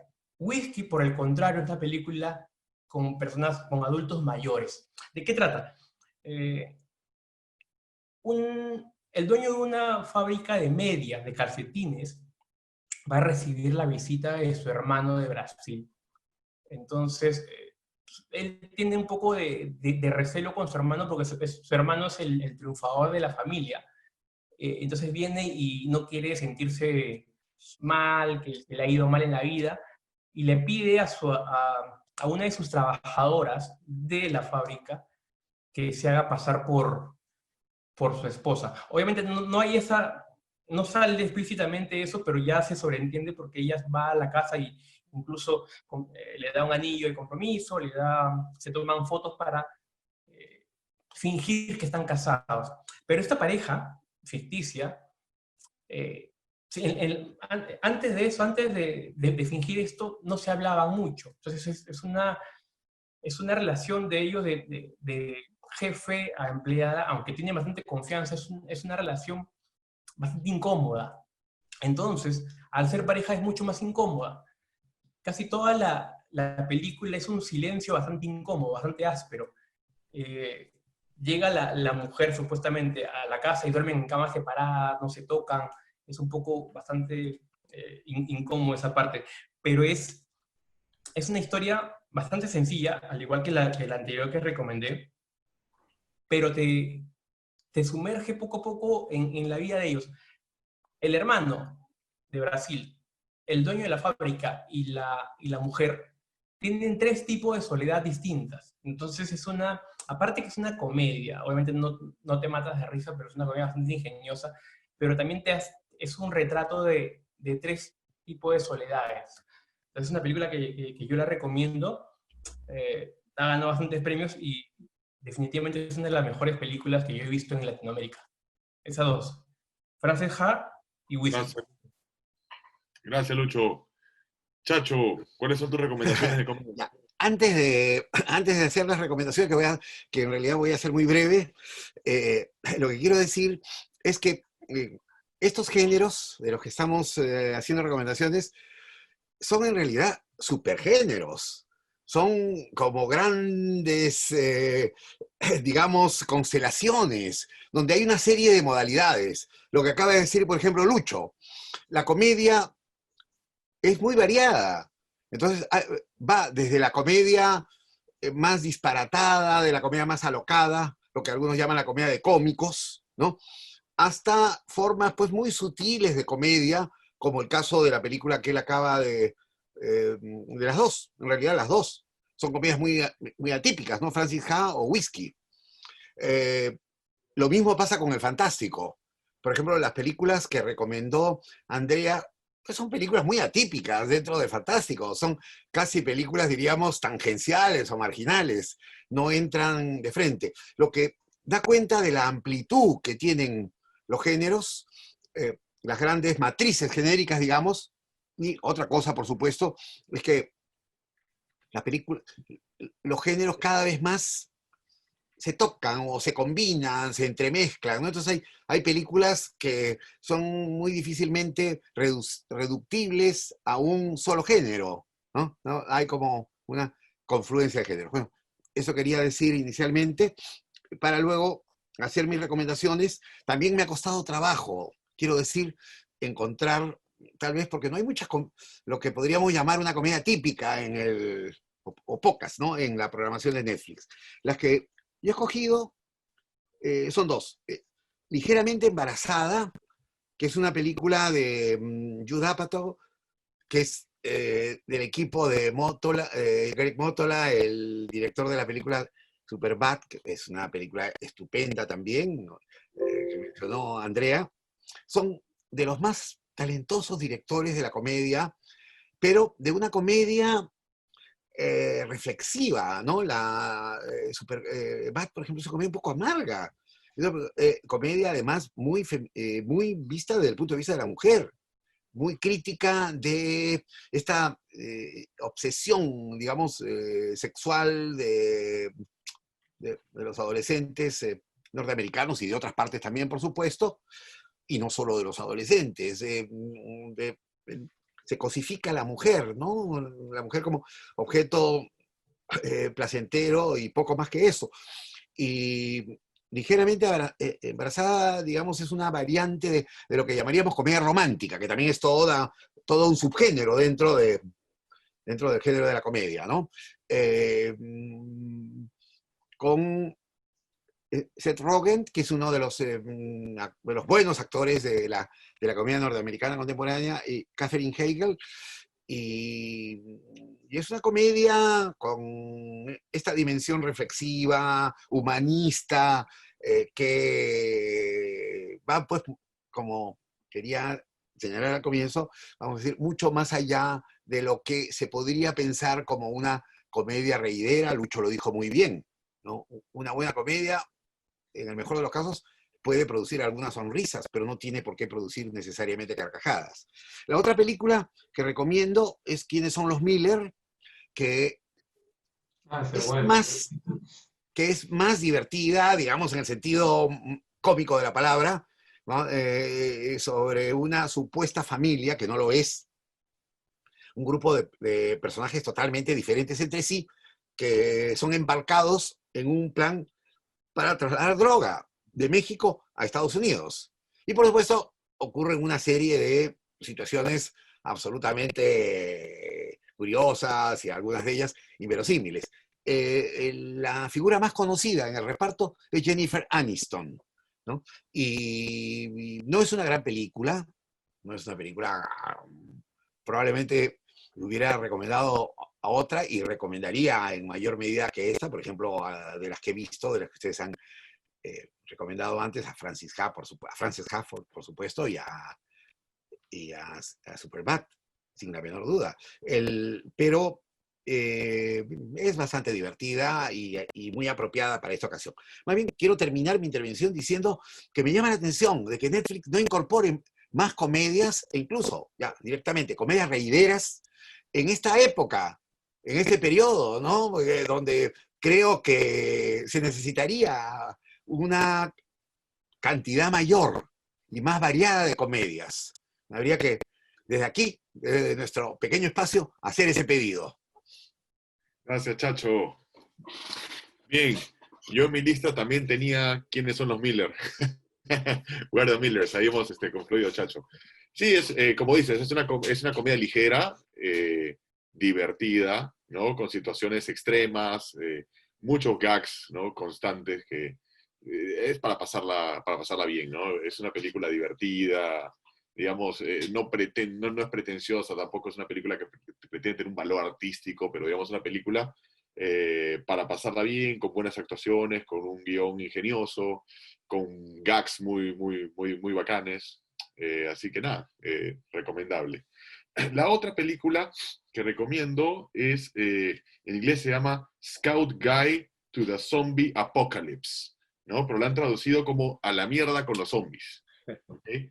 Esta película es una mezcla de géneros en realidad, es una comedia, o sea, por encima de todo, pero es acción y terror al mismo tiempo.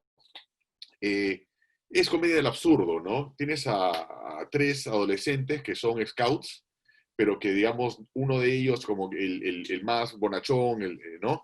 El más ingenuo, quiere ganar su última insignia de los Boy Scouts, pero sus compañeros ya son adolescentes, ya no quieren ser Boy Scouts, le da esa vergüenza ponerse el uniforme de Boy Scout, pero, digamos, por ayudar a su amigo a que gane su última insignia, aceptan ir a un último campamento de Boy Scouts los tres solos, pero esa misma noche hay una fiesta que ellos no quieren perderse. Entonces dicen, bueno, vamos, y a nuestro amigo que es más lornita lo dejamos durmiendo y nos escapamos y nos vamos a la fiesta. Pero resulta que todo esto pasa en una noche en la cual hay una invasión zombie. La película ni siquiera o sea, tú ves el origen, pero no sabes por qué, no sabes por qué aparecen los zombies. Es una película bastante loca, bastante extrema, para que se den cuenta de algunas cosas que son alucinantes. Tienes, por ejemplo, a una zombie stripper, nunca he visto un baile de una zombie stripper. Tienes a un zombie, a un zombie policía que tiene una pistola y comienza a tirar tiros por todos lados. Tienes a un zombie cantando Baby One More Time de Britney Spears. Es una cosa loquísima la película. Les pasé una escena, no sé si la llegaron a ver, que es, pero, ¿Cómo se llama? ¿Cómo se llama? ¿De nuevo? se llama A la mierda con los zombies. Yo ¿Okay? la vi en el cine, muy buena. Sí, en inglés es Scout Guide to the Zombie Apocalypse, ¿no? Es una película, bueno, digamos, como les digo, que tiene todo este tema también de los adolescentes y su despertar sexual, que están desesperados por, digamos, tipo American Pie, pero mezclado todo esto, pues, o tipo super cool, ¿no? Pero mezclado en un apocalipsis zombie, ¿no? En fin, es divertida, una película que rompe un poco los moldes, más o menos en la línea de, caramba, ¿cómo se llama esta película de zombies con Woody Harrelson, que también es muy divertida? ¿Zombieland? Sí, más o menos en la línea de Zombieland, pero más tirada hacia el lado de la comedia adolescente, ¿no? Esa sería mi recomendación. Y bueno, con eso hemos terminado nuestras recomendaciones. No sé si alguno de ustedes tiene algo más que decir. O si ya estamos. Ya estamos. Bueno, yo espero que estas recomendaciones les hayan servido, que hayan tomado nota, para que les ayuden, digamos, a pasar estos tiempos difíciles que estamos viviendo y esta cuarentena, digamos, un poco en compañía de buen cine. Eso sería todo por parte mía. Y bueno, muchas gracias. Gracias también a todos los panelistas, a los invitados. Muchas gracias. Gracias. Cuídense. Nos vemos pronto. Gracias. Chao. Chao. Chao.